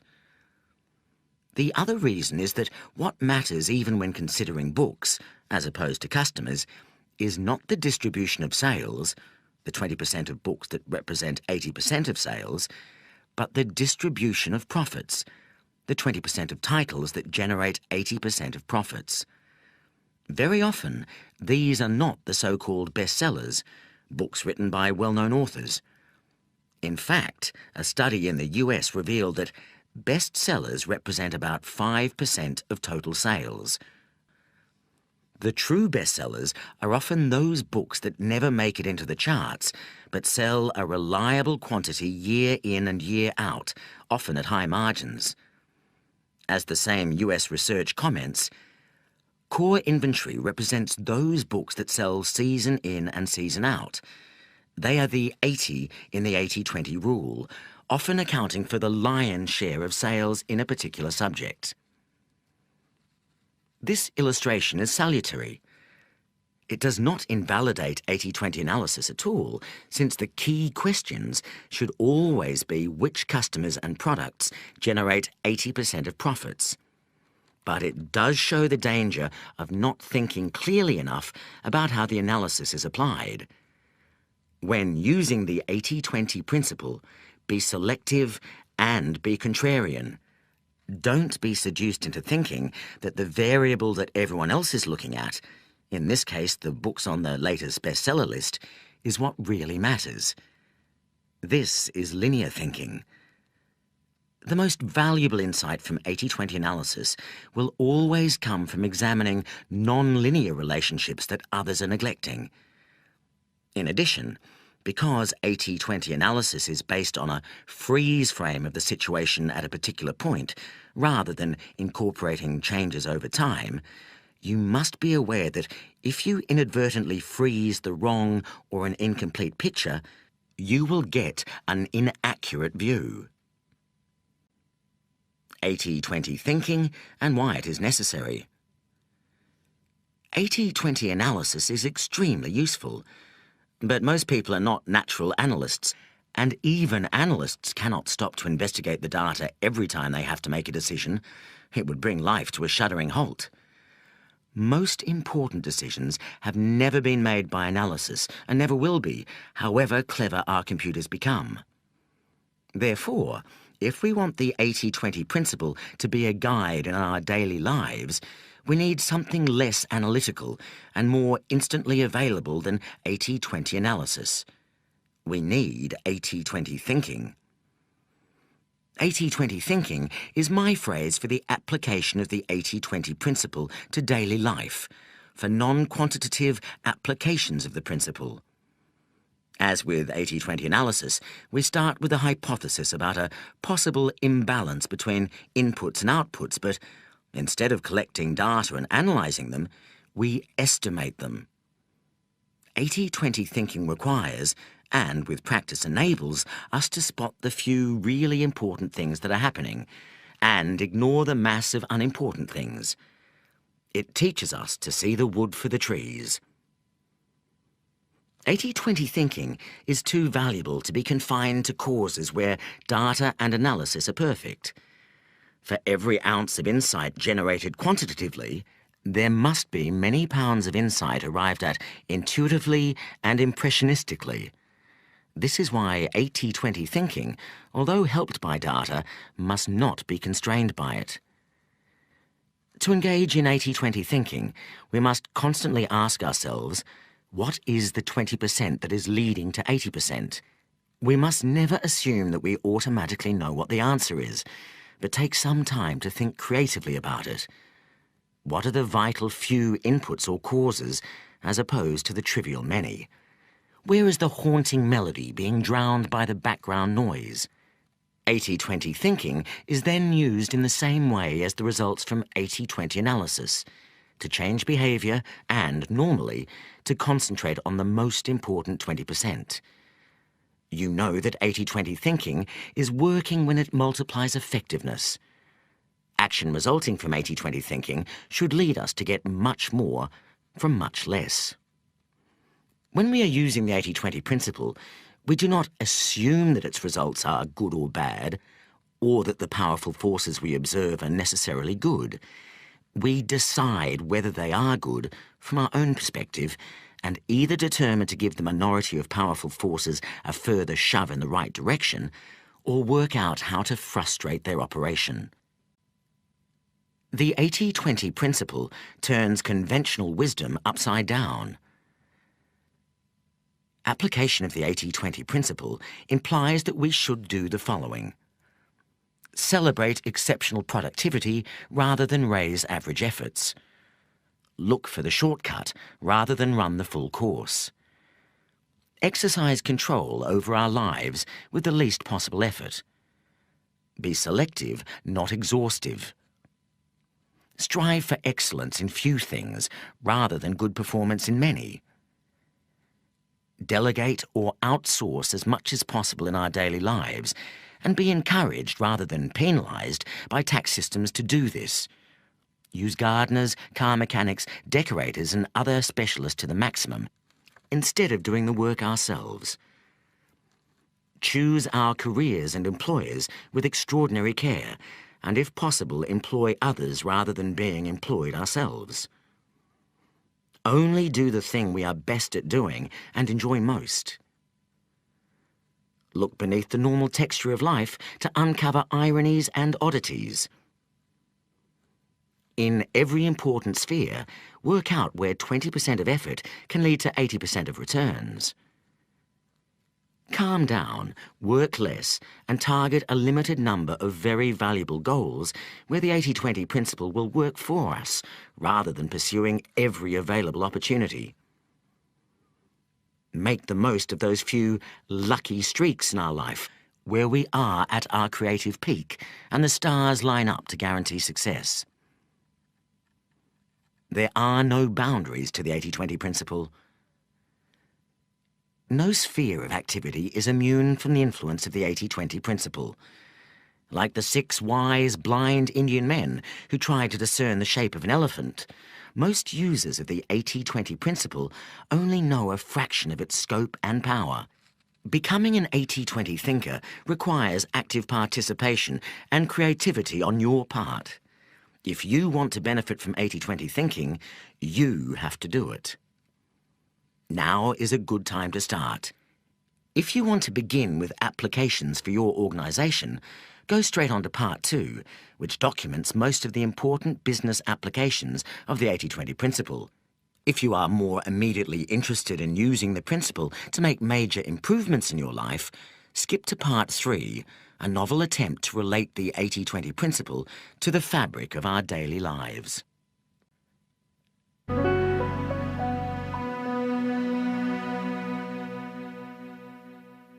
Part 2.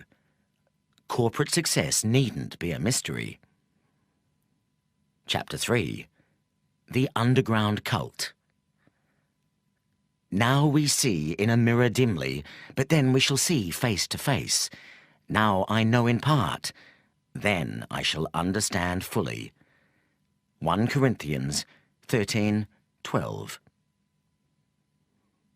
It is difficult to gauge the extent to which the 80-20 principle is already known in business. This is almost certainly the first book on the subject. Yet, in my research, I was easily able to find several hundred articles referring to the use of 80-20 in all kinds of businesses all over the world. Many successful firms and individuals swear by the use of the 80-20 principle, and most holders of MBAs have heard of it. Yet considering that the 80-20 principle has affected the lives of hundreds of millions of people, even though they may be unaware of it, it remains strangely uncelebrated. It is time to put this right. The first 80-20 wave. The Quality Revolution. The quality revolution that took place between 1950 and 1990 transformed the quality and value of branded consumer goods and other manufactures. The quality movement has been a crusade to obtain consistently higher quality at lower cost by the application of statistical and behavioural techniques. The objective, now almost reached with many products, is to obtain a zero rate of product defects. It is possible to argue that the quality movement has been the most significant driver of higher living standards throughout the world since 1950. The movement has an intriguing history. Its 2 great messiahs, Joseph Juran, born 1904, and W. Edwards Deming, born 1900, were both Americans, although Juran was born in Romania.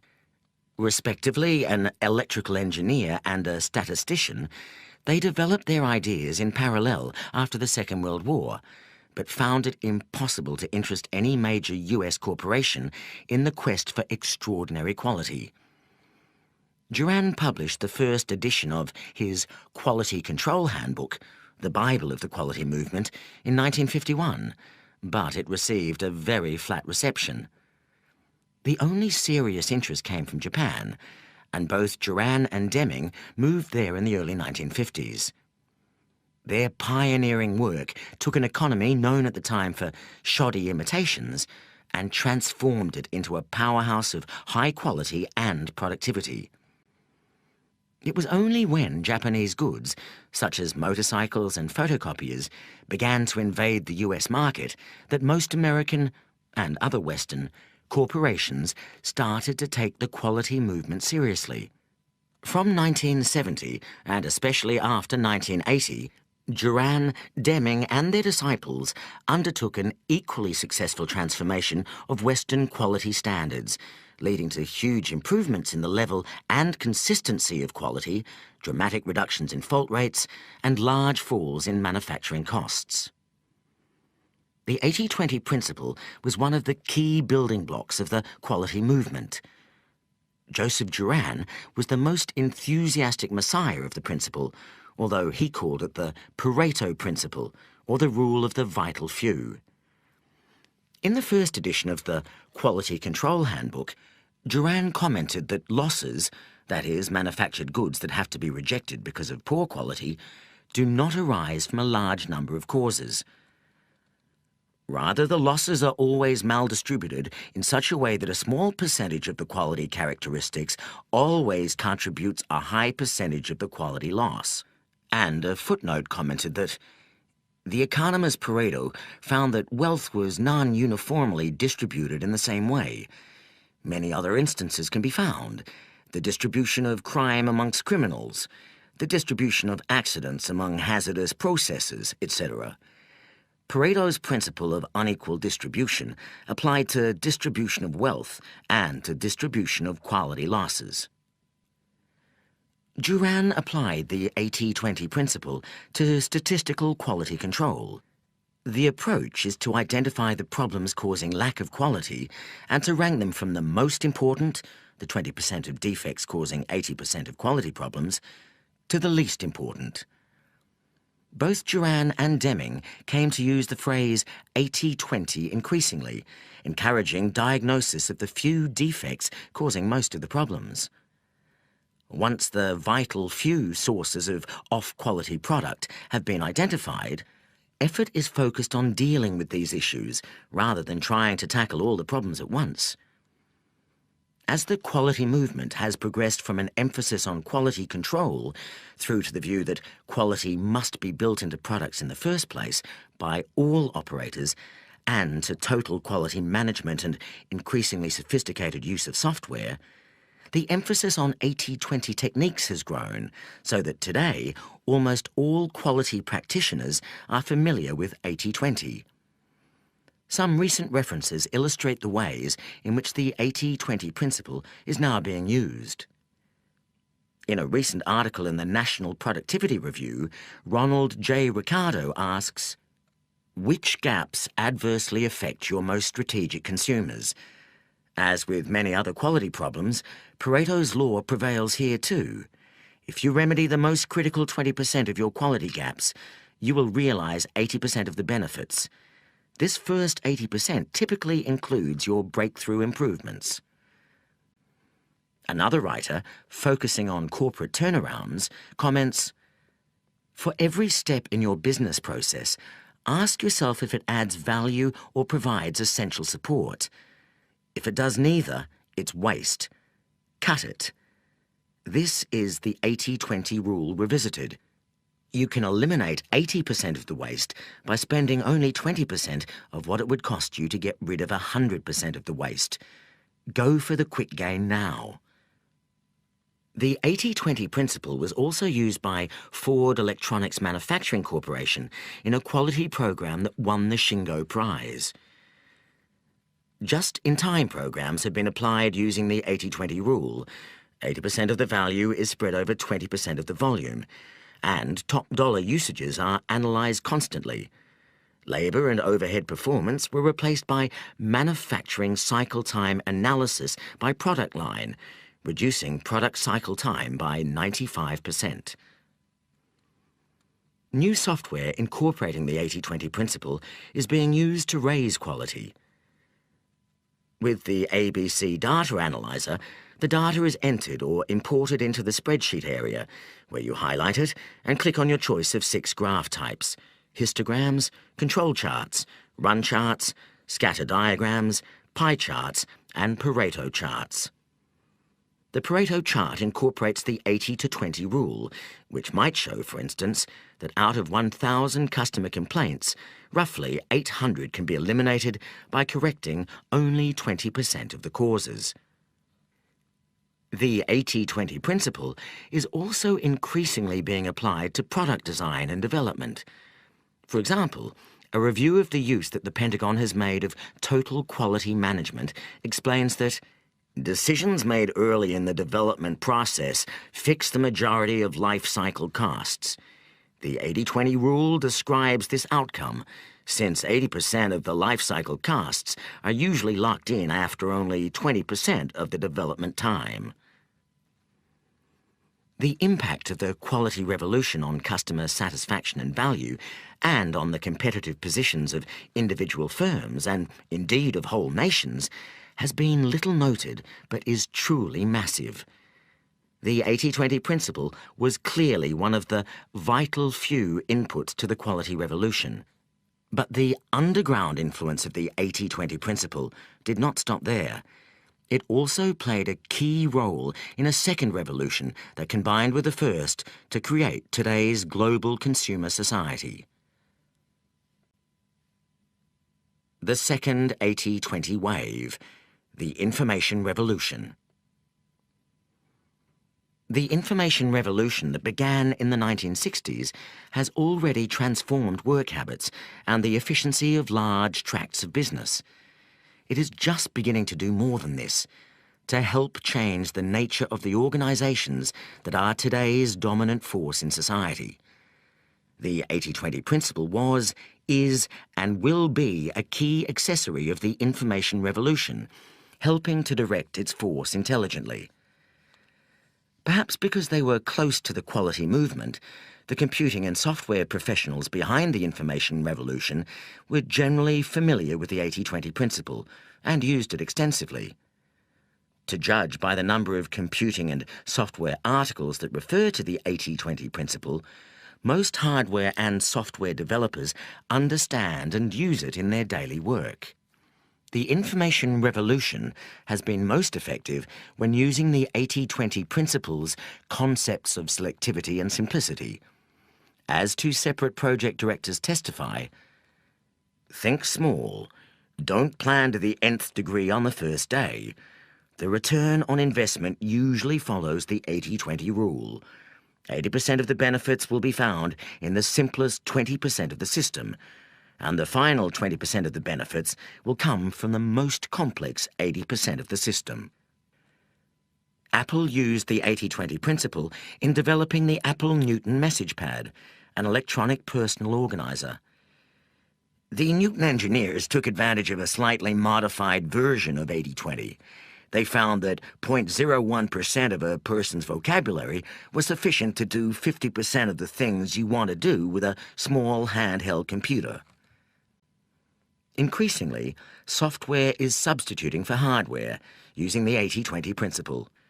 An example is the RISC software invented in 1994. RISC is based on a variation of the 80-20 rule. This rule assumes that most software spends 80% of its time executing only 20% of the available instructions. RISC processors optimize the performance of that 20% and keep chip size and cost down by eliminating the other 80%. RISC does in software what CISC, the previously dominant system, does in silicon. Those who apply software know that, even though it is incredibly efficient, usage follows 80-20 patterns. As one developer states, "The business world has long abided by the 80-20 rule. It's especially true for software, where 80% of a product's uses take advantage of only 20% of its capabilities. That means that most of us pay for what we don't want or need." Software developers finally seem to understand this, and many are betting that modular applications will solve the problem. Design of software is crucial, so that the most used functions are the easiest to use. The same approach has been used for new database services. How do software developers do it? First, they identify what customers want most of the time and how they want to do it. The old 80-20 rule. People use 20% of a program's functions 80% of the time. Good software developers make high-use functions as simple and automatic and inevitable as possible. Translating such an approach to today's database services would mean looking at key customer use all the time. How many times do customers call search service support desks to ask which file to pick or where a file can be found? Good design could eliminate such calls. Wherever one turns, effective innovations in information, in data storage, retrieval, and processing focus heavily on the up to 20% of key needs. The information revolution has a long way to run. The information revolution is the most subversive force business has ever known. Already the phenomenon of information power to the people has given knowledge and authority to frontline workers and technicians, destroying the power and often the jobs of middle management who were previously protected by proprietary knowledge. The information revolution has also decentralized corporations physically. The phone, the PC, broadband, and the increasing miniaturization and mobility of these technologies have already begun to destroy the power of corporate palaces and those who sit or used to sit in them. Ultimately, the information revolution will help to destroy the profession of management itself, thus enabling much greater direct value creation by doers in corporations for their key customers. The value of automated information is increasing exponentially, much faster than we can use it. The key to using this power effectively, now and in the future, lies in selectivity, in applying the 80-20 principle. Peter Drucker points the way. A database, no matter how copious, is not information. It is information's ore. The information a business most depends on is available, if at all, only in a primitive and disorganized form. For what a business needs the most for its decisions, especially its strategic ones, are data about what goes on outside of it. It is only outside the business where there are results, opportunities, and threats. Drucker argues that we need new ways of measuring wealth creation. Ian Godden and I call these new tools automated performance measures. They are just beginning to be created by some corporations. But well over 80%, probably around 99%, of the information revolution's resources are still being applied to counting better what we used to count, paving over the cowpats, rather than creating and simplifying measures of genuine corporate wealth creation. The tiny proportion of effort that uses the information revolution to create a different sort of corporation will have an explosive impact. The 80-20 principle is still the best-kept business secret. Considering the importance of the 80-20 principle and the extent to which it is known by managers, it remains extremely discreet. Even the 80-20 term itself caught on very slowly and without any visible landmarks. Given the piecemeal use and gradual spread of the 80-20 principle, it remains underexploited, even by those who recognize the idea. It is extremely versatile. It can be profitably applied to any industry and any organization, any function within an organization, and any individual job. The 80-20 principle can help the chief executive, line managers, functional specialists, and any knowledge worker down to the lowest level or the newest trainee. And although its uses are manifold, there is an underlying, unifying logic that explains why the 80-20 principle works and is so valuable. Why the 80-20 principle works in business. The 80-20 principle applied to business has one key theme: to generate the most money with the least expenditure of assets and effort. The classical economists of the 19th and early 20th centuries developed a theory of economic equilibrium and of the firm that has dominated thinking ever since. The theory states that under perfect competition, firms do not make excess returns, and profitability is either zero or the normal cost of capital, the latter usually being defined by a modest interest charge. The theory is internally consistent and has the sole flaw that it cannot be applied to real economic activity of any kind, and especially not to the operations of any individual firm. The 80-20 theory of the firm.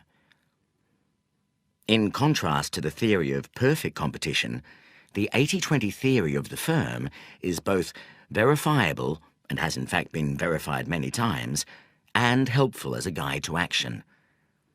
The 80-20 theory of the firm goes like this. In any market, some suppliers will be much better than others at satisfying customer needs. These suppliers will obtain the highest price realizations and also the highest market shares. In any market, some suppliers will be much better than others at minimizing expenditure relative to revenues. In other words, these suppliers' products will cost less than other suppliers for equivalent output and revenue, Or alternatively, they will be able to generate equivalent output with lower expenditure. Some suppliers will generate much higher surpluses than others.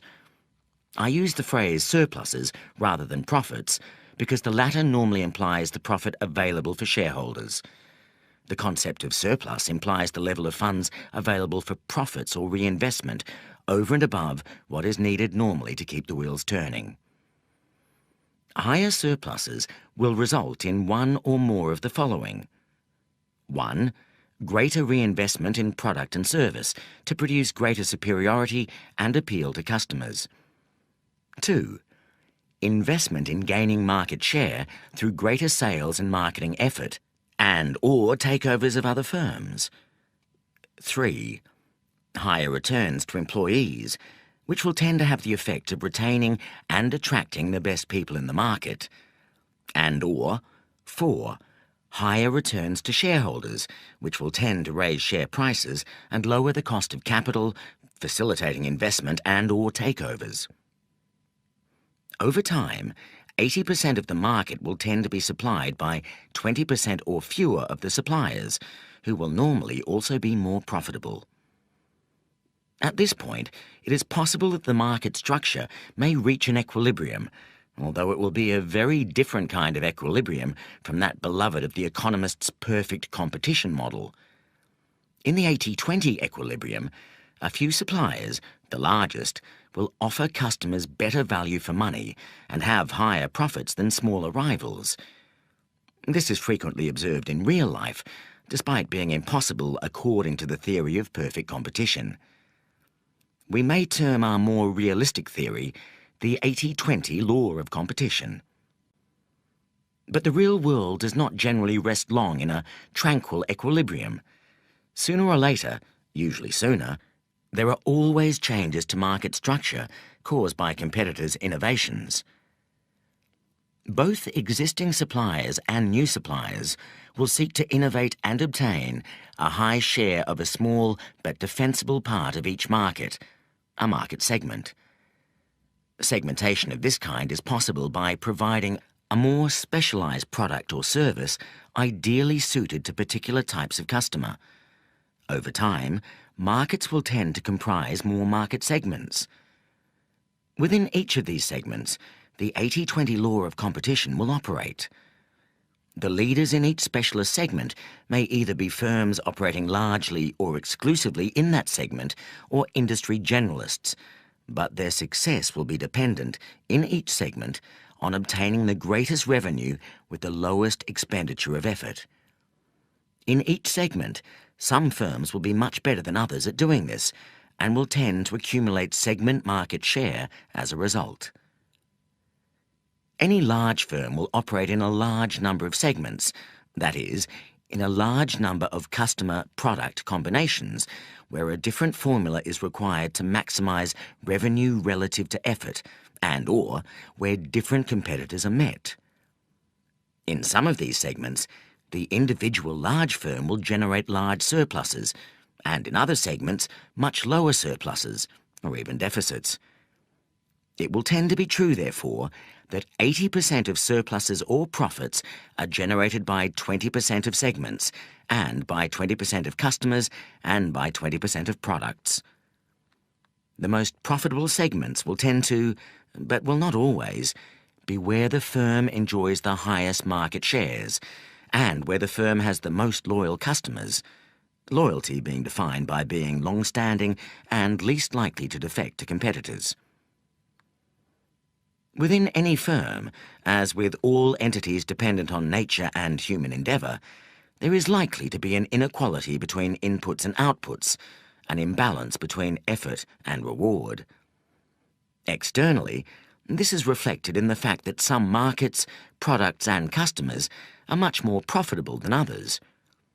Internally, the same principle is reflected by the fact that some resources, be they people, factories, machines or permutations of these, will produce very much more value relative to their cost than will other resources.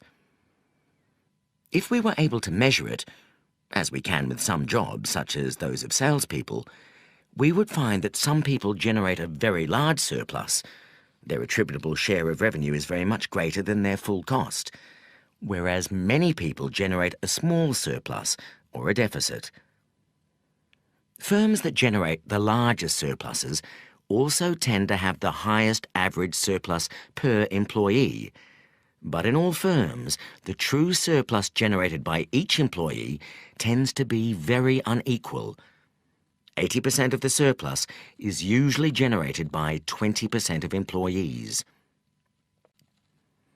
At the lowest level of aggregation of resources within the firm, for example, an individual employee, 80% of the value created is likely to be generated in a small part, approximately 20%, of the time when, through a combination of circumstances, including personal characteristics and the exact nature of the task, the employee is operating at several times his or her normal level of effectiveness. The principles of unequal effort and return therefore operate at all levels of business: markets, market segments, products, customers, departments, and employees. It is this lack of balance, rather than a notional equilibrium, that characterizes all economic activity. Apparently small differences create large consequences. A product has only to be 10% better value than that of a competing product to generate a sales difference of 50% and a profit difference of 100%. 3 action implications. One implication of the 80-20 theory of firms is that successful firms operate in markets where it is possible for that firm to generate the highest revenues with the least effort. This will be true both absolutely, that is, relative to monetary profits, and relatively, that is, in relation to competition. A firm cannot be judged successful unless it has a high absolute surplus, in traditional terms, a high return on investment, and also a higher surplus than its competitors, higher margins.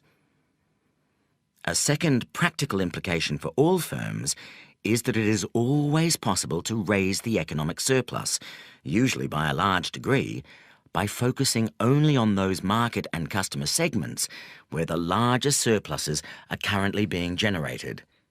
This will always imply redeployment of resources into the most surplus-generating segments, and will normally also imply a reduction in the total level of resource and expenditure. In plain words, fewer employees and other costs. Firms rarely reach the highest level of surplus that they could attain, or anywhere near it, both because managers are often not aware of the potential for surplus, and because they often prefer to run large firms rather than exceptionally profitable ones. A third corollary is that it is possible for every corporation to raise the level of surplus by reducing the inequality of output and reward within the firm. This can be done by identifying the parts of the firm, people, factories, sales offices, overhead units, countries, that generate the highest surpluses, and reinforcing these, giving them more power and resources, and, conversely, identifying the resources generating low or negative surpluses, facilitating dramatic improvements and, if these are not forthcoming, stopping the expenditure on these resources. These principles constitute a useful 80-20 theory of the firm, but they must not be interpreted too rigidly or deterministically. The principles work because they are a reflection of relationships in nature, which are an intricate mixture of order and disorder, of regularity and irregularity. Look for irregular insights from the 80-20 principle. It is important to try to grasp the fluidity and force driving 80-20 relationships. Unless you appreciate this, you will interpret the 80-20 principle too rigidly and fail to exploit its full potential.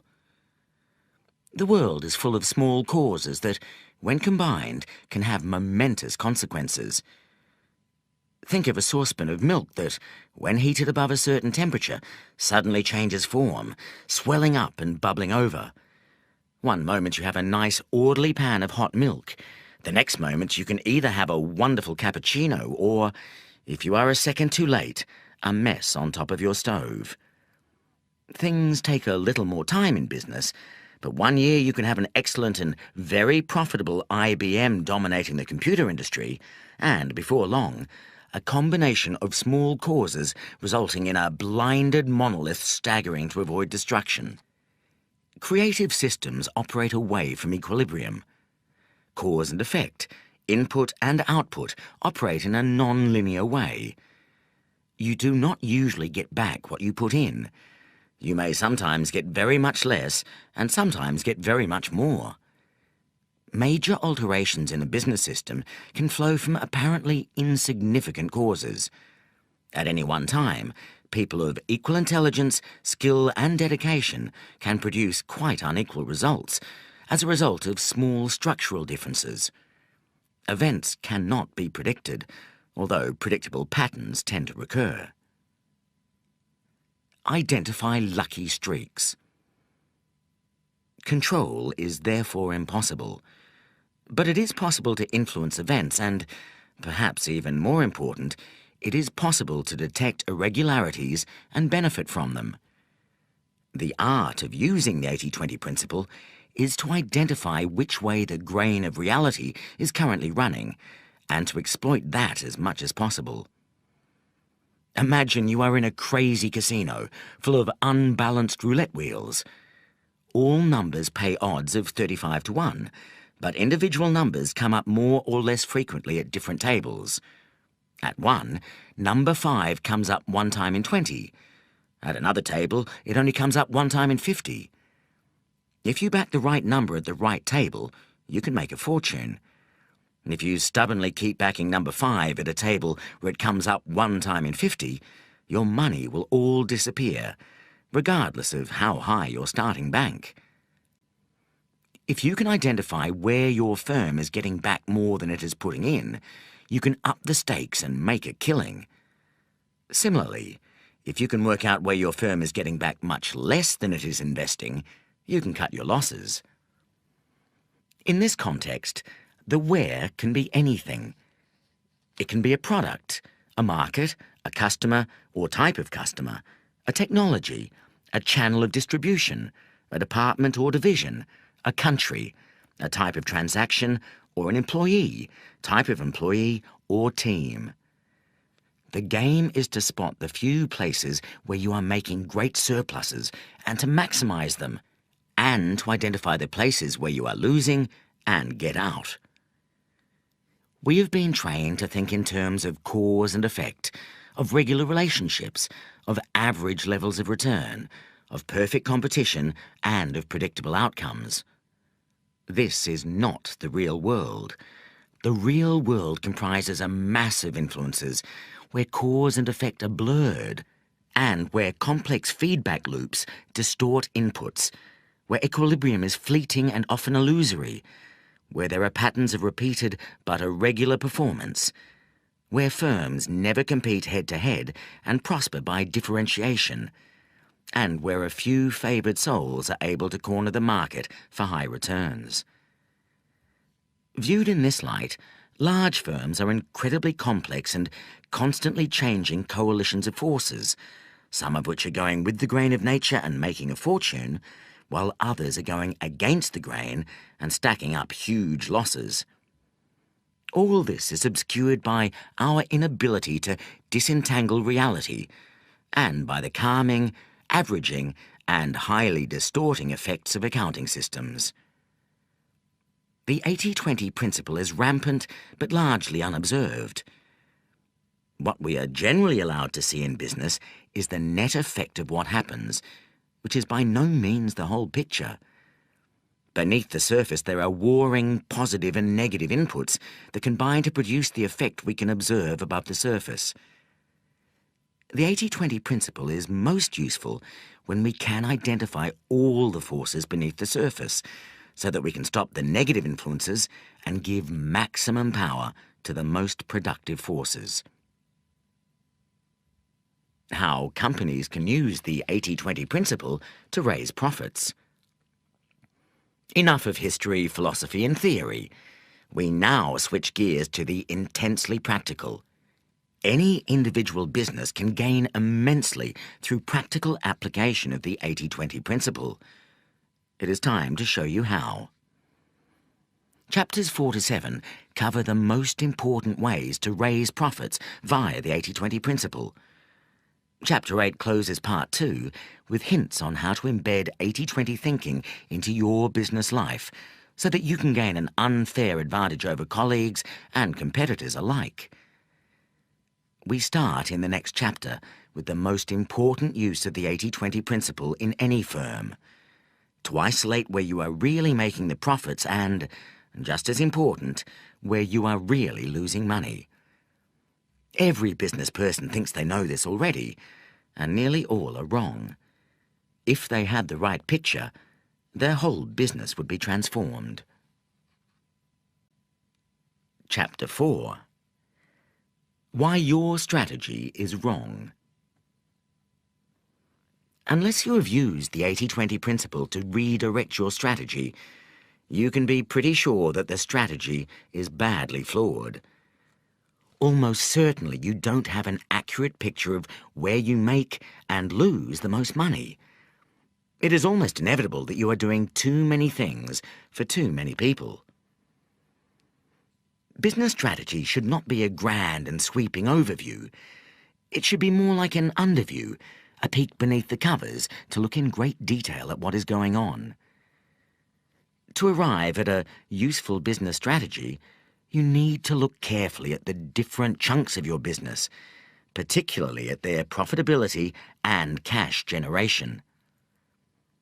Unless your firm is very small and simple, it is almost certainly true that you make at least 80% of your profits and cash in 20% of your activity and in 20% of your revenues. The trick is to work out which 20%. Where are you making the most money? Identify which parts of the business are making very high returns, which are just about washing their faces, and which are disasters. To do this, we will conduct an 80-20 analysis of profits by different categories of business. By product or product group type. By customer or customer group type. By any other split that appears to be relevant for your business for which you have data, for example by geographical area or distribution channel. By competitive segment. Start with products. Your business will almost certainly have information by product or product group. For each, look at the sales over the last period, month, quarter or year, decide which is most reliable, and work out the profitability after allocating all costs. How easy or difficult this will be depends on the state of your management information. What you need may all be readily available, but if not, you'll have to build it up yourself. You are bound to have sales by product or product line, and almost certainly the gross margin, sales less cost of sales. You will also know the total costs for the whole business, or the overhead costs. What you then have to do is allocate all the overhead costs to each product group on some reasonable basis. The crudest way is to allocate cost on a percentage of turnover. A moment's thought, however, should convince you that this will not be very accurate. Some products take a great deal of salespeople's time relative to their value, for example, and others take very little. Some are heavily advertised and others not at all. Some require a lot of fussing around in manufacturing, whereas others are straightforward. Take each category of overhead cost and allocate it to each product group. Do this for all the costs, then look at the results. Typically, some products, representing a minority of turnover, are very profitable. Most products are modestly or marginally profitable, and some are making really large losses once you allocate all the costs. I recently conducted a study of an electronic instrumentation group, which had 8 groups of products that I labelled from A to H. Comparing the sales, income, and return on sales for each group with the company total, I could see that product group A accounted for only 3% of sales, but for 10% of profits. Product groups A, B and C accounted for 20% of sales, but for 53% of profits. When I compiled an 80-20 table and an 80-20 chart, this was very clear. We have not yet found the 20% of sales that account for 80% of profits, but we are on our way. If not 80-20, then 67-30. 30% of product sales account for almost 60% of profits. Already you may be thinking about what can be done to raise the sales of product groups A, B and C. For example, you might want to reallocate all sales effort from the other 80% of business, telling salespeople to concentrate on doubling the sales of products A, B and C and not to worry about the rest. If they succeeded in doing this, sales would only go up by 20%, but profits would rise more than 50%. You might also already be thinking about cutting costs or raising prices in product groups D, E and F, or about radical retrenchment or total exit from product groups G and H. What about customer profitability? After products, go on to look at customers. Repeat the analysis, but look at total purchases by each customer or customer group.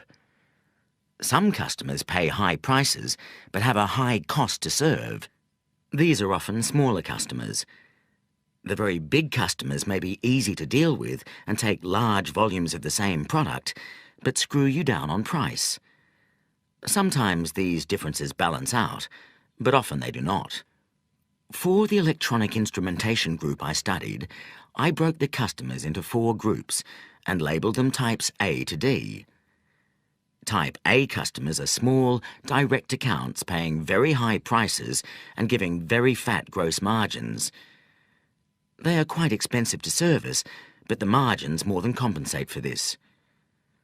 Type B customers are distributors who tend to place large orders and have very low costs to serve, yet for one reason or another find it acceptable to pay fairly high prices, mainly because the electronic components bought are a tiny fraction of their total product costs. Type C customers are export accounts paying high prices. The snag with them, however, is that they are very expensive to service. Type D customers are large manufacturers who bargain very hard on price and also demand a great deal of technical support and many specials.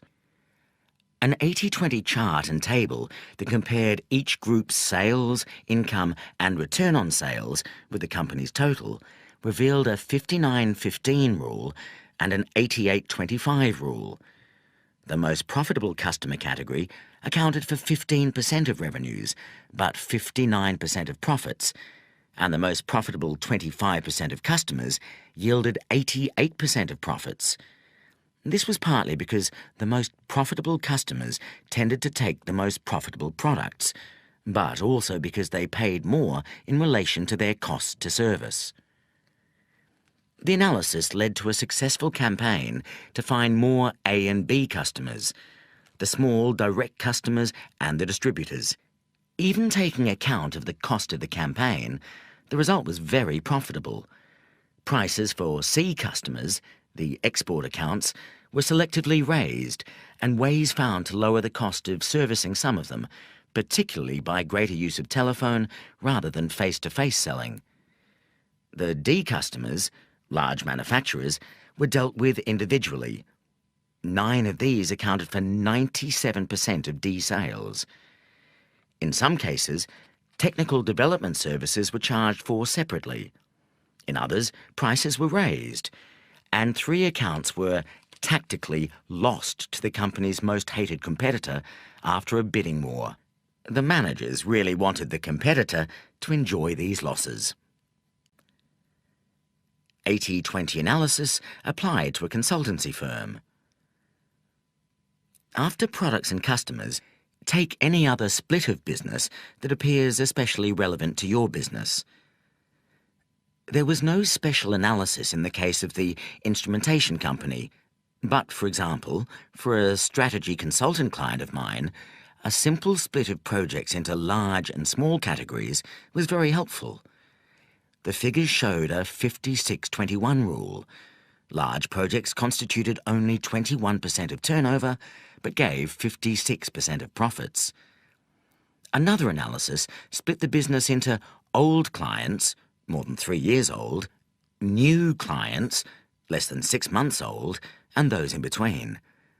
The figures showed that 26% of the business, old clients, made up 84% of the profits, an 84-26 rule.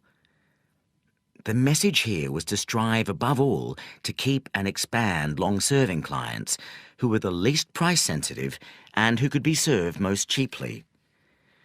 New clients who do not turn into long-serving clients were recognised as being loss-makers, leading to a much more selective approach to pitching for business.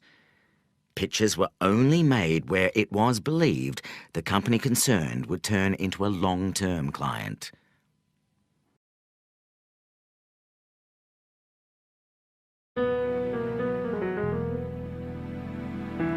This is the end of CD 2. The book continues on CD 3.